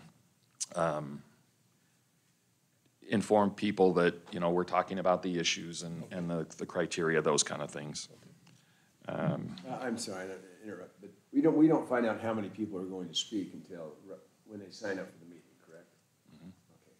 Because I know seemed to be some frustration, because those who prepared a few of them timed out their preparations. But I guess there's no way around that if we don't find out how many are speaking ahead of time. If we knew there was going to be 50 wanting to speak, you know, a week before, then we probably could get out some type of notice. No, we're going to have to cut this to 2 minutes or whatever the case is. Yeah. I did talk to Todd about that in advance, just so you know, because I knew that probably wouldn't be real popular. But you know what? Most people got done in 2 minutes. It's interesting how they actually. Yeah, some of them kind of, you know, going through their notes and trying to cut out things, but, okay. Your ordinance does even address that. Here's your standard timeframes. They can be modified on a case-by-case basis as needed. Some of the case law out there talks about it. If it's too short a time period, that may violate their due process.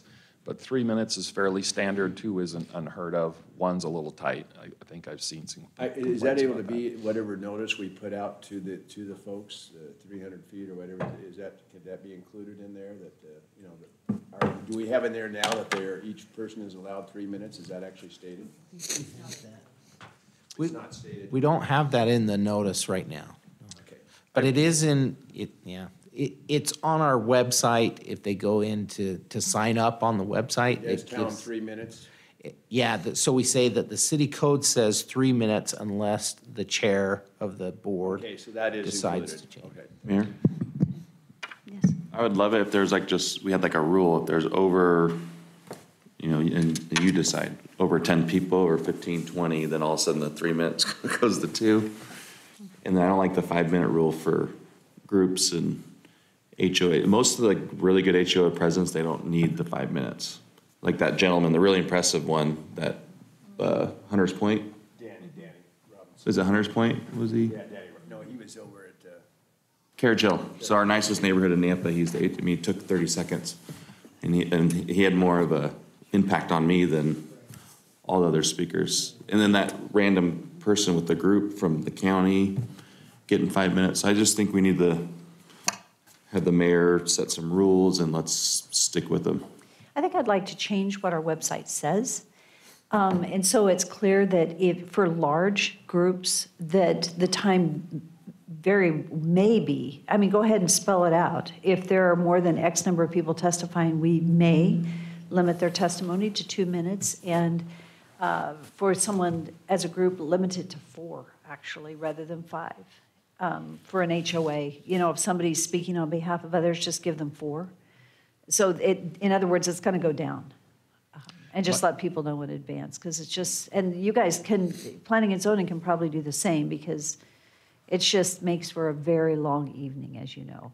Mayor, Yeah. what about someone that comes in saying they're representing people out in the county? I know, that was awkward. What level of I think scrutiny that's do we give them? worth defining. The code just says somebody that's speaking on behalf, I think, of a group.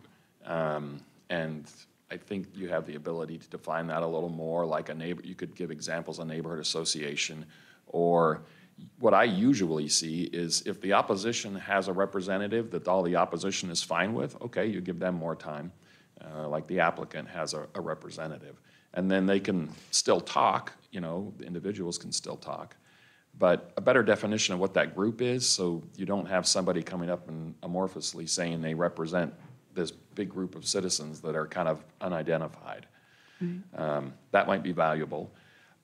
And this is just my personal thought, but it's up to you, particularly the mayor. But I think there's also potential for delay, a net potential for delay if you let people share time, because you can get 10 people that give their 3 minutes and you have somebody talking for 30 minutes.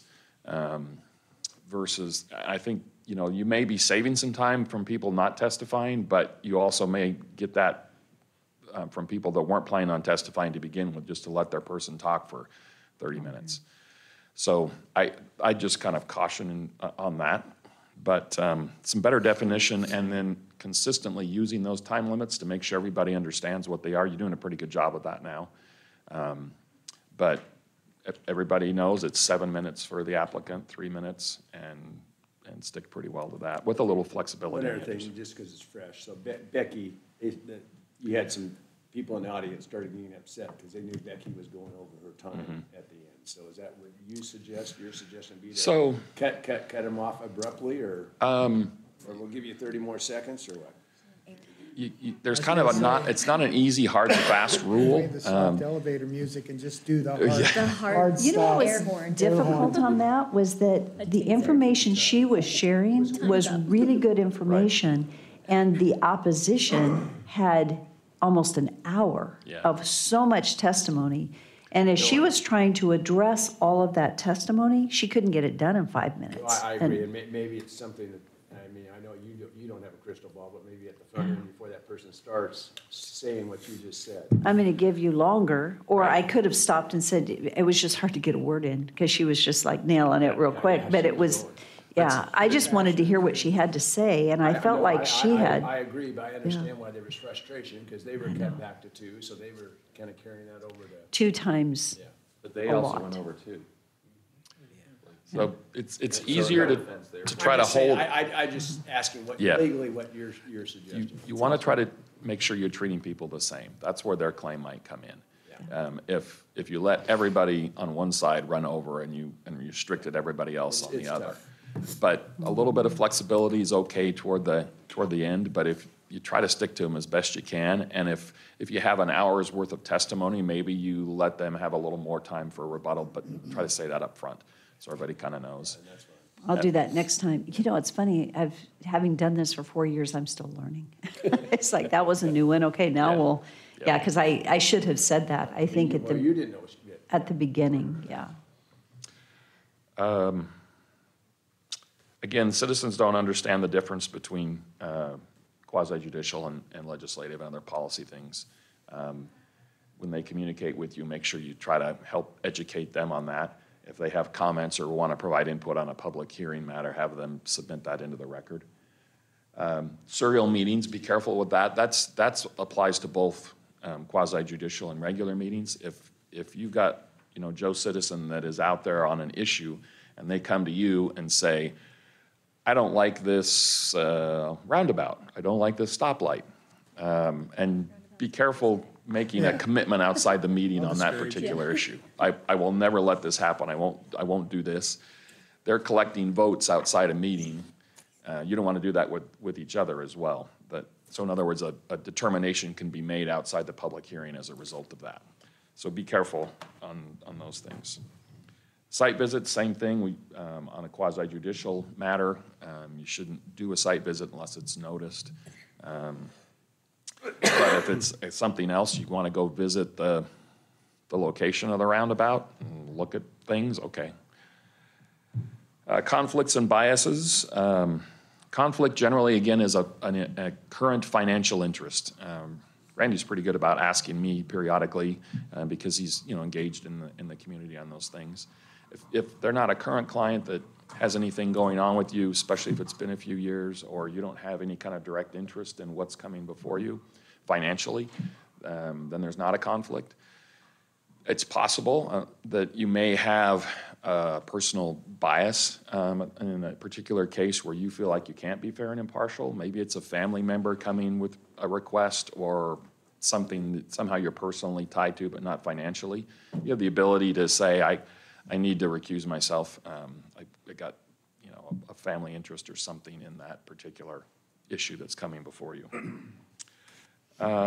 Todd, were you also going to touch on when we receive communication on something and stating that may be later, or so if we receive or council receives communication from the public, making note of that at the onset to say. So if it's quasi-judicial, if you get communication from the public, again, you're trying to not engage with them. If you say, I just can't talk to you about it, please submit that into the record. I don't think you need to put that on the record. But if somebody's talking to you about something and then you kind of figure out what it is they're talking to you about and you did kind of respond, then it's important that you disclose that. There's not an absolute prohibition on talking to people.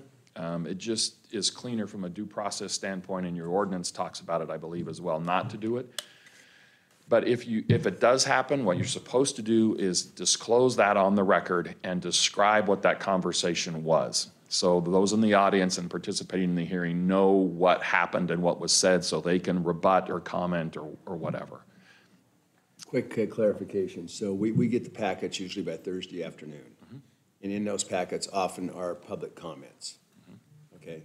And so if we have a verbal after Thursday afternoon, like on a Friday, someone says, you're going to have this public hearing, are we able to speak with them? Or if it's not on record from a packet standpoint, no. If it's quasi-judicial, Darrell, I still wouldn't speak with them. I'd Okay. still say, So come to the anything that's in hearing. the packet, that's okay, though? Because we're getting preferences in the packet. If whatever's in the packet, you can consider that. Again, you're supposed to make your decision based on criteria, but if it's in the record, you can look at it and read it and do whatever you want. But you're not supposed to have additional conversation with someone regarding, just because it's in the packet, Correct. doesn't mean it's okay to Correct. have a conversation. Yes. Yeah. Is that what you were asking? I mean, I think that, I understood that. I just want, because it seems like we're getting more personal preferences in the packets than we used to, so, okay. Yep. And that, before a public hearing, that can have influence too, when you're reading through the packet. Sure. Okay. The important thing is people encourage them to come to the hearing or submit their things in writing, so it's in the record.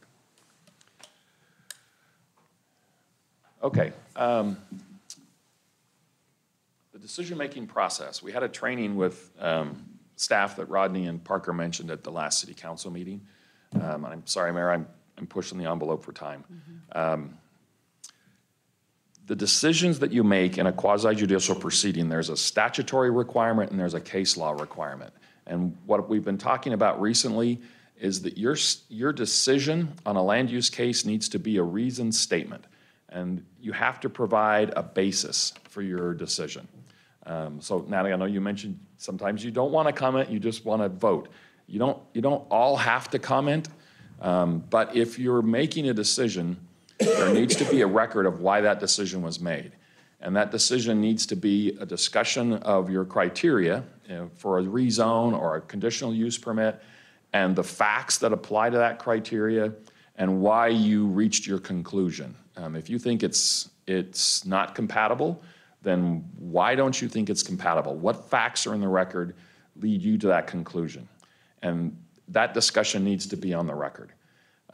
Staff is now, you have to issue a reasoned statement, which is a written statement of those things. The criteria, the relevant facts, resolving those relevant facts, and then your conclusion and reason why.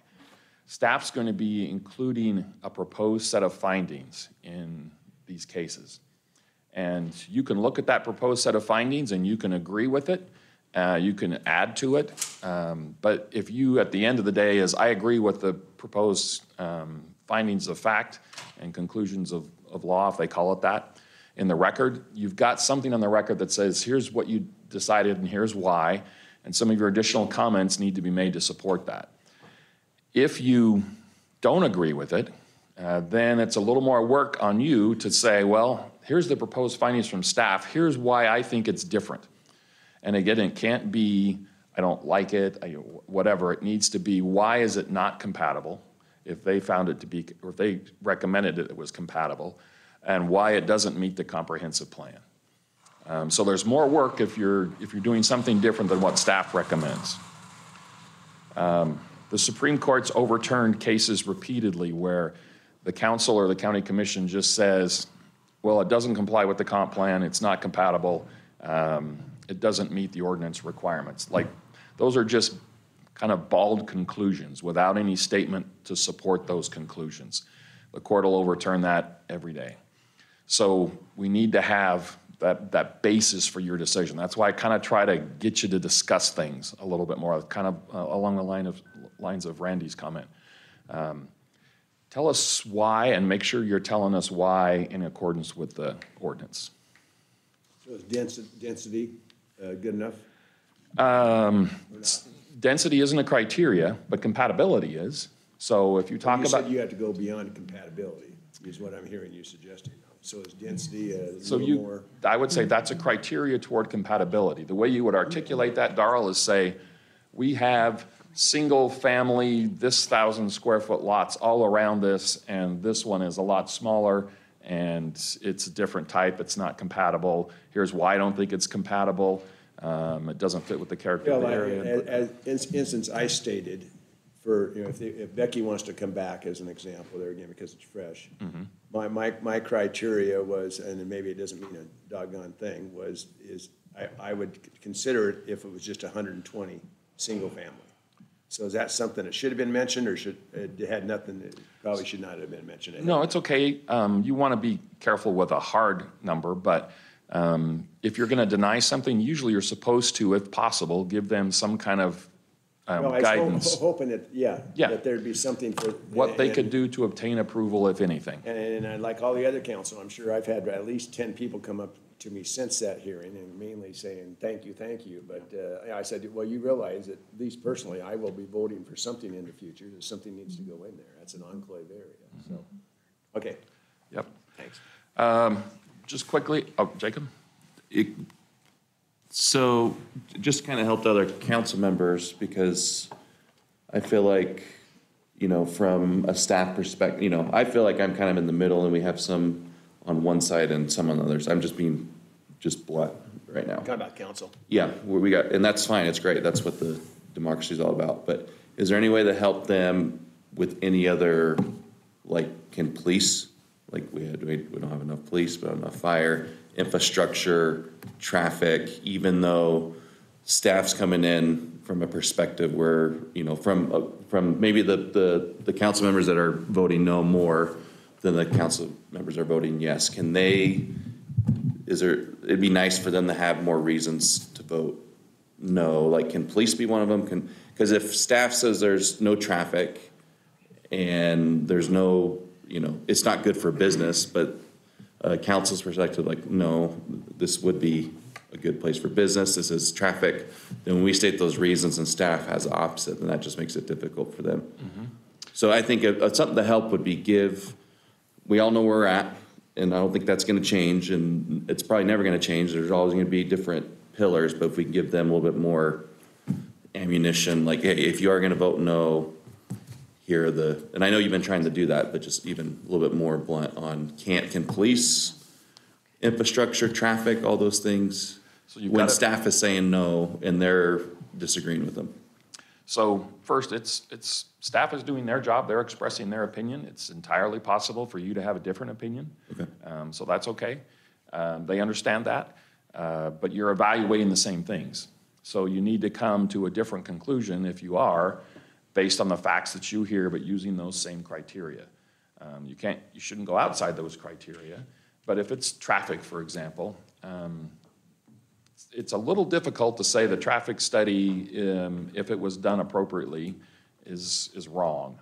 It's possible, but you need to articulate why. But you got to recognize that's an expert opinion, and I think it's too much traffic. That's not really a descriptive, accurate term. It's okay. This is this type of use, and maybe it generates more traffic than a standard issue, or there's I'm concerned about the safety based on the location of X, Y, or Z. So try not to say, I just think it's too much traffic. Try to explain why you think it's different. Police. Infrastructure, streets. Okay, so when you say infrastructure and streets, what does that mean? That people like to come in and say, well, we need infrastructure and we need streets. We certainly do, but why is this particular street, or why are these streets inadequate? Just not a general description of we need better infrastructure. People love to come in and say that, but what does that mean on the ground? Is this street not wide enough? Are these streets not being maintained? Are the overall traffic volumes in the area exceeding levels of service? So you kind of have to dig a little deeper than just there's too much traffic. But traffic could be an issue. That relates to safety, and you just have to articulate it under the conditions that you have. Police, I'd have to look at that and think about it a little bit more. It's in every single. Yeah, you have that in there, but where does it fit? I'm sorry. Go ahead.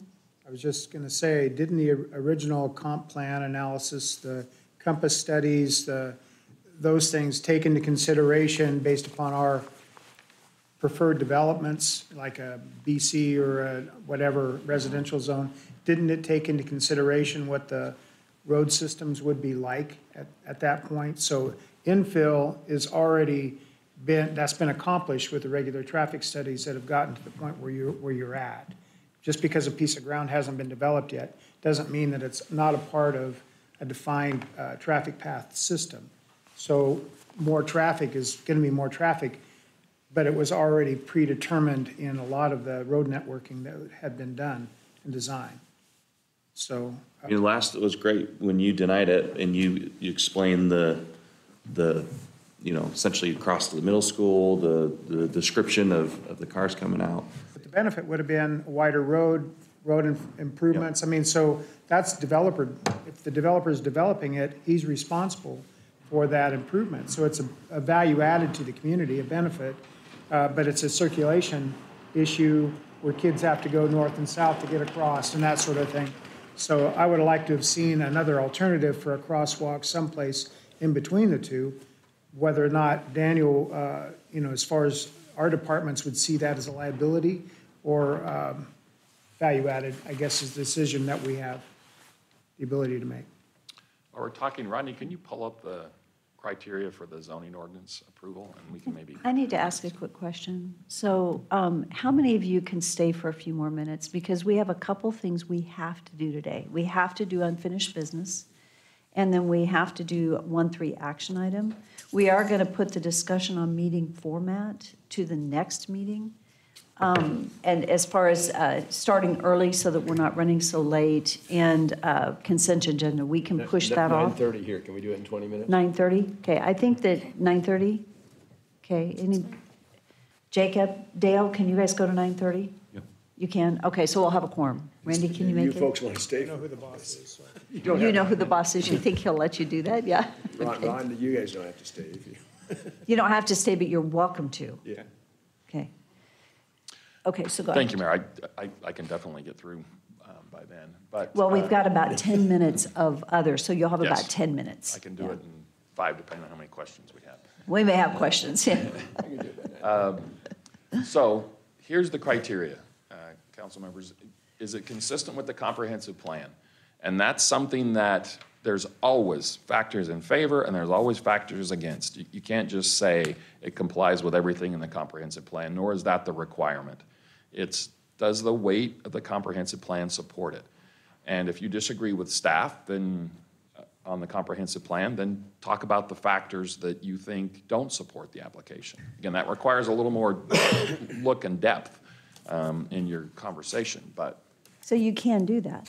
Sure. Because I will just say, the one the other night, I was just looking at the comprehensive plan yesterday. Todd, you were there, I think, when we were looking. And the section of ground that we were annexing in, there is no high density anywhere around it. It's all medium density. And then we have one section that's high density in our comp plan. So they designed to that.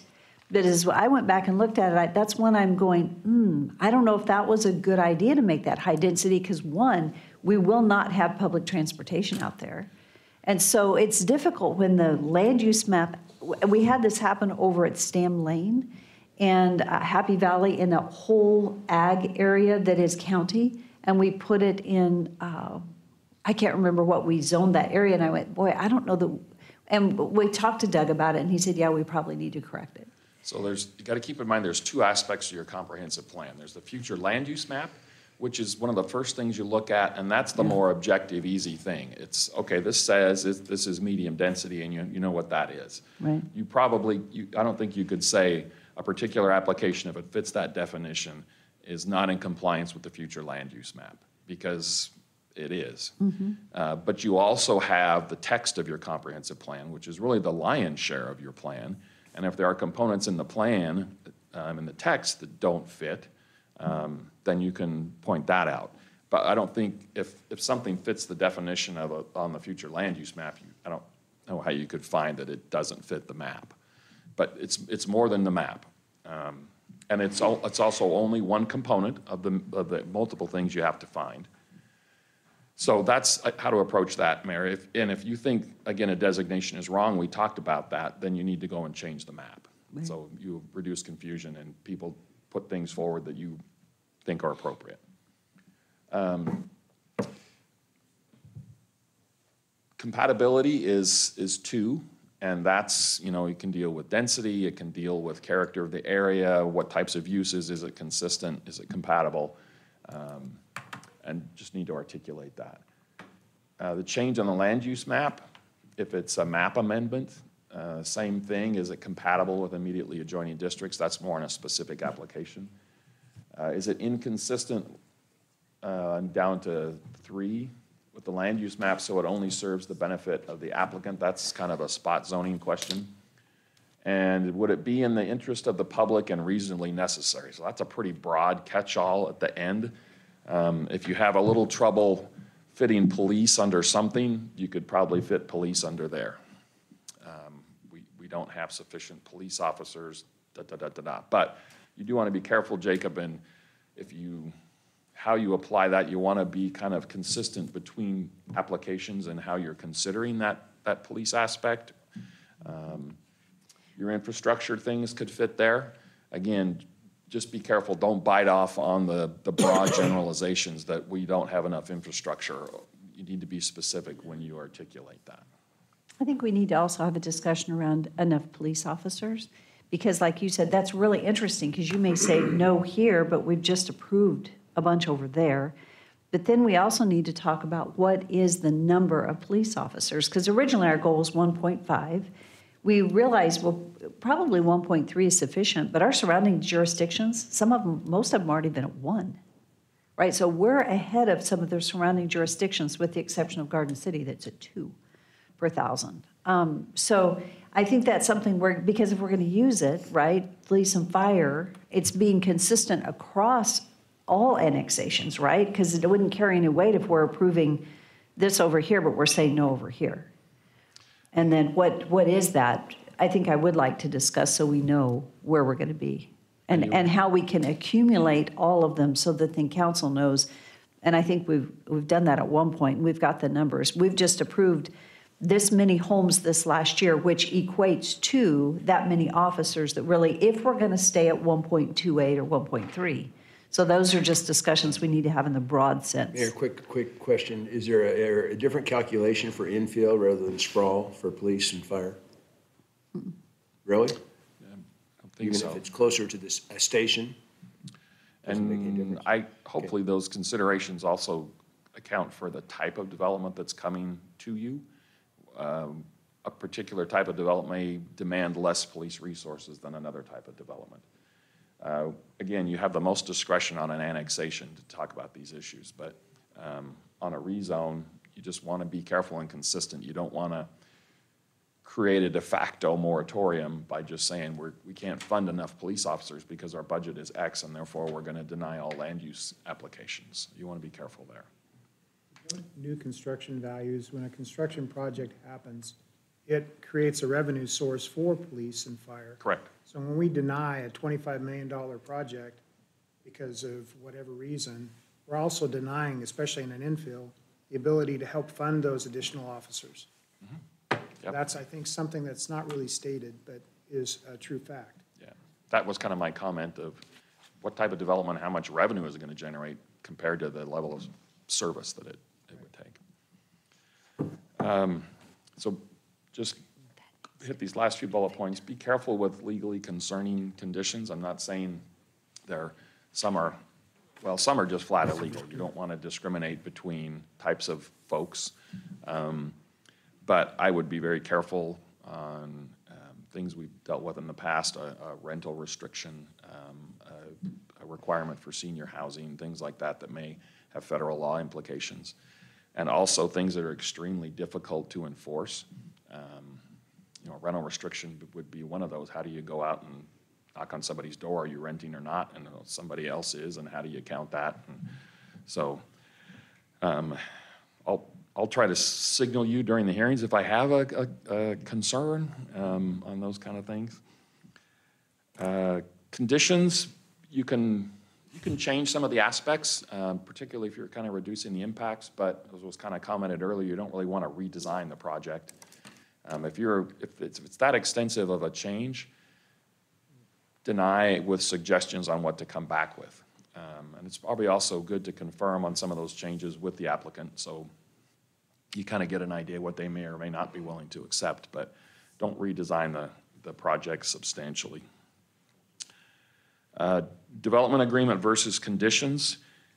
A development agreement in the perfect world is enforceable, it's recorded, it's the most binding of any approval.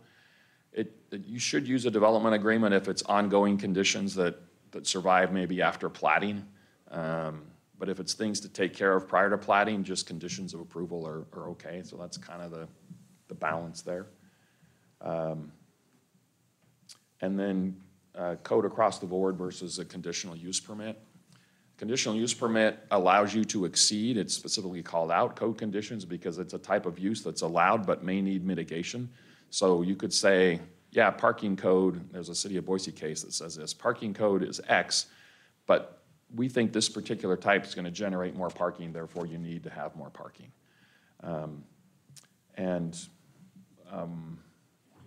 If it's an across-the-board application you want, put it in code. If it's a more site-specific thing, you can do CUP. One of the things Rodney and I talk about regularly are variances. I know you struggle with variances, common sense versus code. You can build some more common sense into the code. You can handle them by conditional use permit. It's kind of up to you on how you want to deal with those. That's all I've got, Mayor, unless you have any other questions. Council, do you have any other questions? Mayor, I just want to say really quick, so this process right here is one of the reasons why looking at the codes is going to be the most crucial thing for me, because we might have the plan that says this is zoned for residential, this is recommended, great, but you're not going to convince me that we should put cookie cutter cardboard homes in this area surrounded by other cookie cutter cardboard homes that have ridiculously low standards. I'm not going to be convinced, and if I can't say that, and then I need to find a reason, I'm not going to lie and find a reason, because that's not the reason. So I'm just going to simply vote no. So this is why, for me, that's the most crucial thing for us to look at. And I'm not dogging staff, because I know that they're doing whatever the code says, what we have. But this puts us in a situation where, again, we have to look at what we're developing and what is that going to create for us long term. Do we want a hood-like atmosphere in 20 years from now, or is this area going to be something that is high crime because we didn't develop it properly? We didn't have the right codes in there to make sure that it was something that was nicer for our community. We really need to look at that. And for me, this is where I get really, really stuck. Mayor and Natalie, that's, you're exactly right. You have your design review, particularly to deal with the type of home and diversification of design. It's not all cookie cutter. That's exactly what your design review code is for. And regardless of who brings it forward, whatever builder, they may have a particular type they've done in the past, but that's because they could do that in the past. If you have a different design review code, then whoever it is has to bring forward that and comply with it. We're talking about a development agreement, aren't we? As far as for the Actually, residential? I think we need to look at our design review code based on what Natalie's saying. And that would be a separate meeting that we could schedule to really go back to our design review, just like we're looking at our industrial design code. But this is the housing design, to where we actually are going to require a different articulation on the homes, to where they, is that the right word? It's your word. So to where they look different, because I think that's what you're saying, is that the quality of these homes, when it's cookie cutter homes, the value, long-term, the value isn't going to be high. We need to create a different standard, I think is what I hear you saying, in some of our housing developments.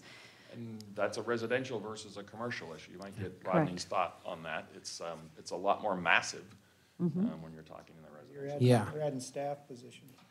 Right, exactly. Well, can we put it in code, though, what our expectation is So in one thing a we've talked about subdivision? in the past, Mayor, is that we, as part of a subdivision plat, when they submit it, that they provide at least a certain number of elevations that they will use on this And their color project. palette, right? Your color Right. palette, your elevation, and what You different. could do that, but to track that on a building by building basis is really, really time consuming, as But if Councilman we do Haverford has that pointed at out. the bench in a development agreement, our meetings are going to be so long. And what we want to do is get away from the council having to design at the bench.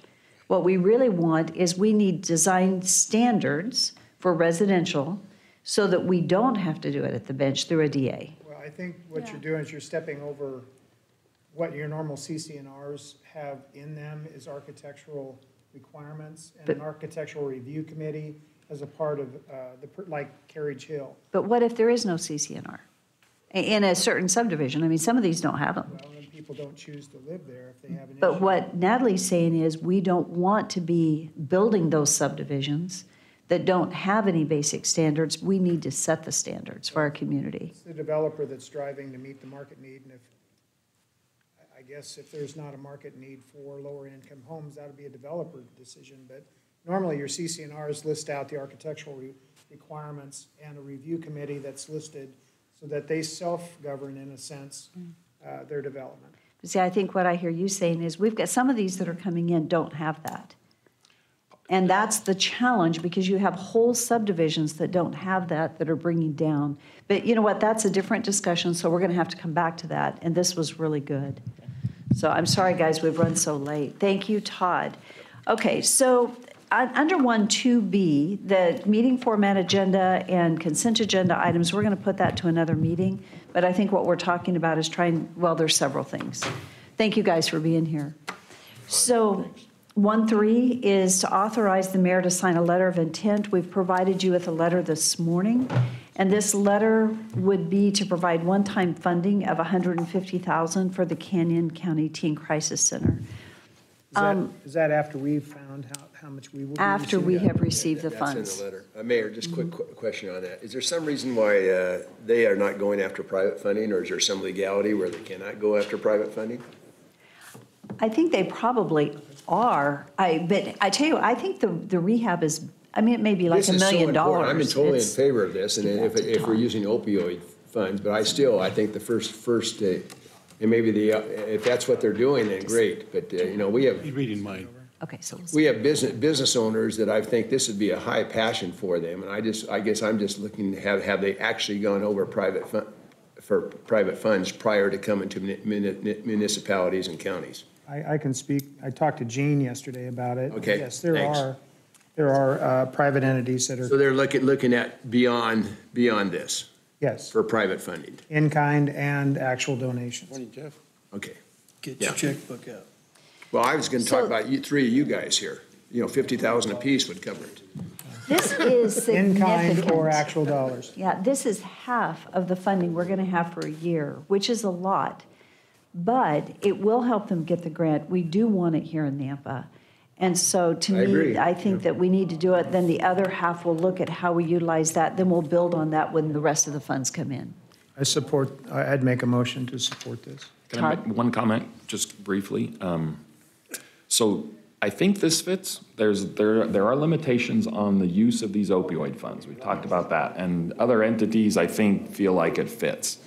It might be worth just having a comment, our pledge to partner financially, subject to assurance that it complies, unless we're sure that it complies. Okay, so add that language, Rick, that he just shared. Could you say it one more time? Please consider this letter a pledge of our intent to partner financially with a one-time contribution of $150, subject to verification of compliance with use of, subject to use of Verification. compliance, verification that it complies with the use of funds, opioid funds. Okay, thank you. Okay, with that, Randy? I made a motion. Okay. So it's been moved to authorize the mayor to sign a letter of intent to provide one-time funding of $150,000 for the Canyon County Teen Crisis Center with the added language as suggested. It's been moved and seconded. Is there any further discussion? Councilman Bauer? Was it in our previous packet, all the it was like a few packets ago? Yeah, like where the funds are going specifically? The opioid? It was last meeting. You're talking the opioid? Slides, like a few. You were probably not there when. We have not determined the other utilization of those funds yet. That will be coming before council with a recommendation beyond this. So that determination hasn't been made yet. The Mayor, Yes. Jacob wasn't here at that part when Nikki presented, so maybe you can just give him a quick overview, like 30 seconds of what she was talking about. Well, I don't want to waste everyone's time. I'll talk to you guys after. Sounds like you guys are all going to vote no. I'll probably abstain. Okay. Any other discussion? Okay, roll call. Rodriguez? Yes. Berner? Yes. Jangula? Yes. Reynolds? Yes. Haverfield? Yes. And Bauer? Abstain. Thank you. Okay, the next item, we have to go real quickly through the unfinished business, and these are the first reading of ordinance on a number of them. We have 6 of them, and on each, I won't say it each time, but they are, it's to be under suspension of rules. Yes. So, item 2.1 is a first reading of ordinance for the zoning map amendment at 2322 Avenue South for Adam Fleck, representing Casey Ames. An ordinance of the City of Nampa, Idaho to provide an RML zone designation for certain lands commonly known as 2322nd Avenue South, Nampa, Idaho, comprising approximately 0.418 acres, more or less, determining that said zoning is in the best interest of the citizens and consistent with the city's comprehensive plan, rezoning said property from IL to RML, providing for recordation and instructing the city engineer to designate said property as RML on the official zoning map and other area maps of the city, subject to any conditions imposed by the city council, and directing the city engineer to alter the use and area map accordingly, providing an effective date and repealing all ordinances, rules, and regulations and parts thereof in conflict herewith. Make a motion to approve the ordinance under suspension of rules. Second. Discussion? Roll call. Brunner? Yes. Jangula? Yes. Reynolds? Yes. Bauer? Yes. Rodriguez? Yes. And Haverfield. And if our president can just go ahead and approve each one of these. Just make it quick. So item 2.2 is an action item. This is the first reading of ordinance for annexation and zoning to light industrial at 00 Ustick Road for Range River, Idaho, representing Dana Kyle Devlin and Hilda Arlene Devlin.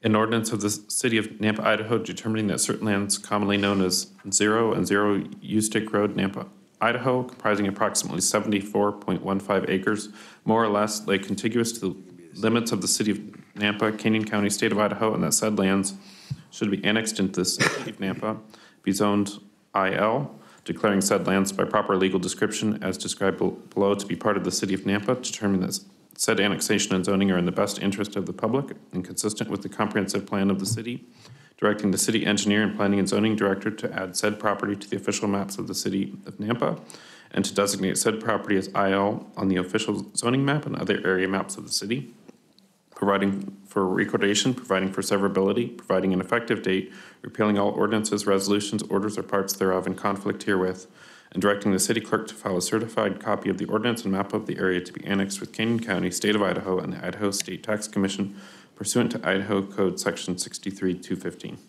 Make a motion to pass the ordinance as read under suspension of rules. Second. Discussion? Roll call. Rodriguez? Yes.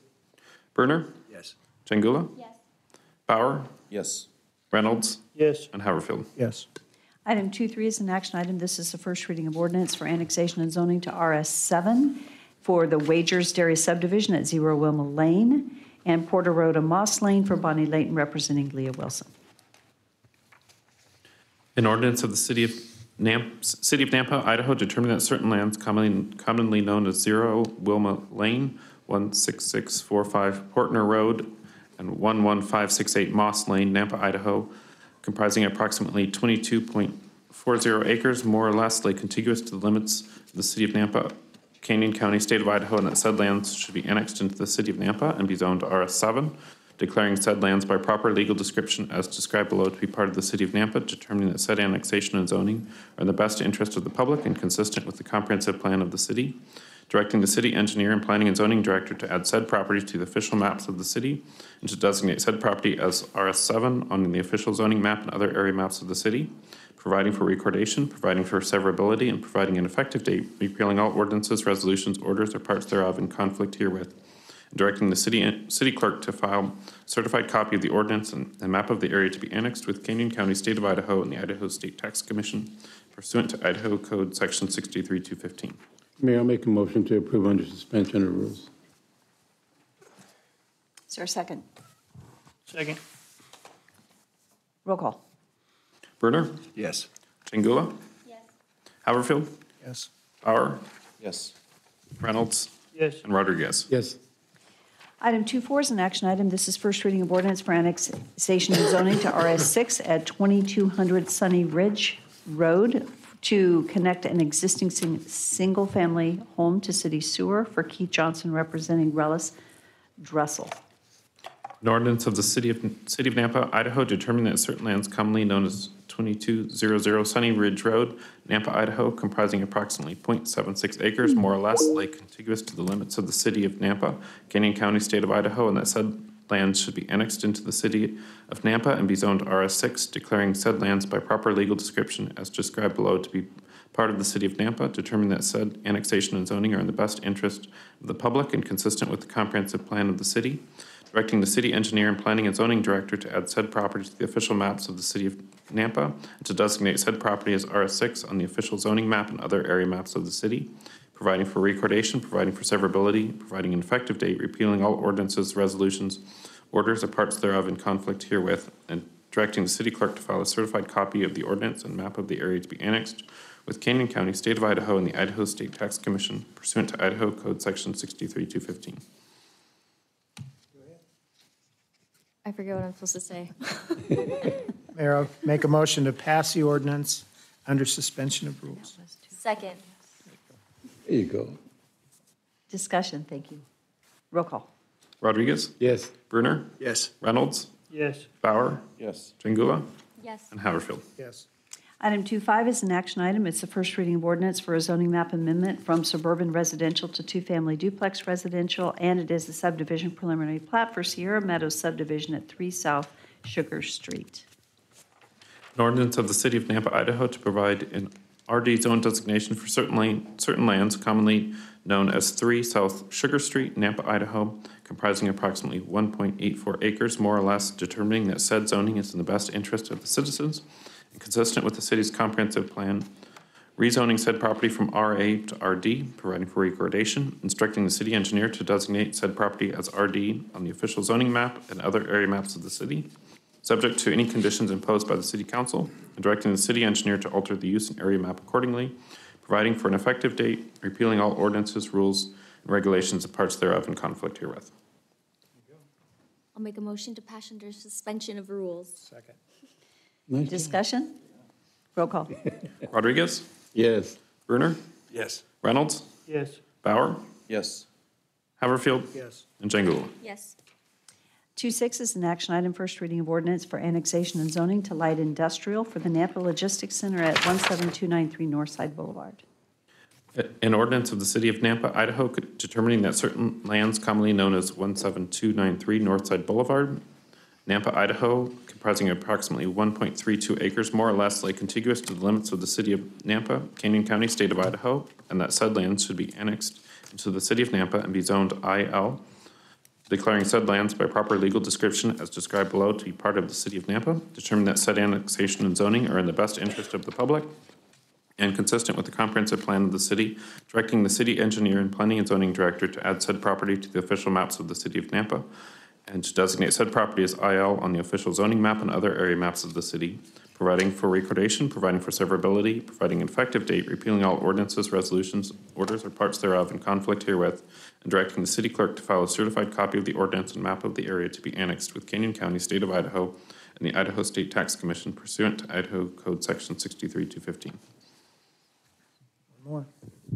Mayor, I'll make the motion to pass under suspension of rules. Second. It's been moved and seconded. Discussion? Roll call. Rodriguez? Yes. Brunner? Yes. Reynolds? Yes. Bauer? Yes. Haverfield? Yes. And Jangula? Yes. That concludes our meeting, and I'd stand for a motion to adjourn. So moved. All in favor?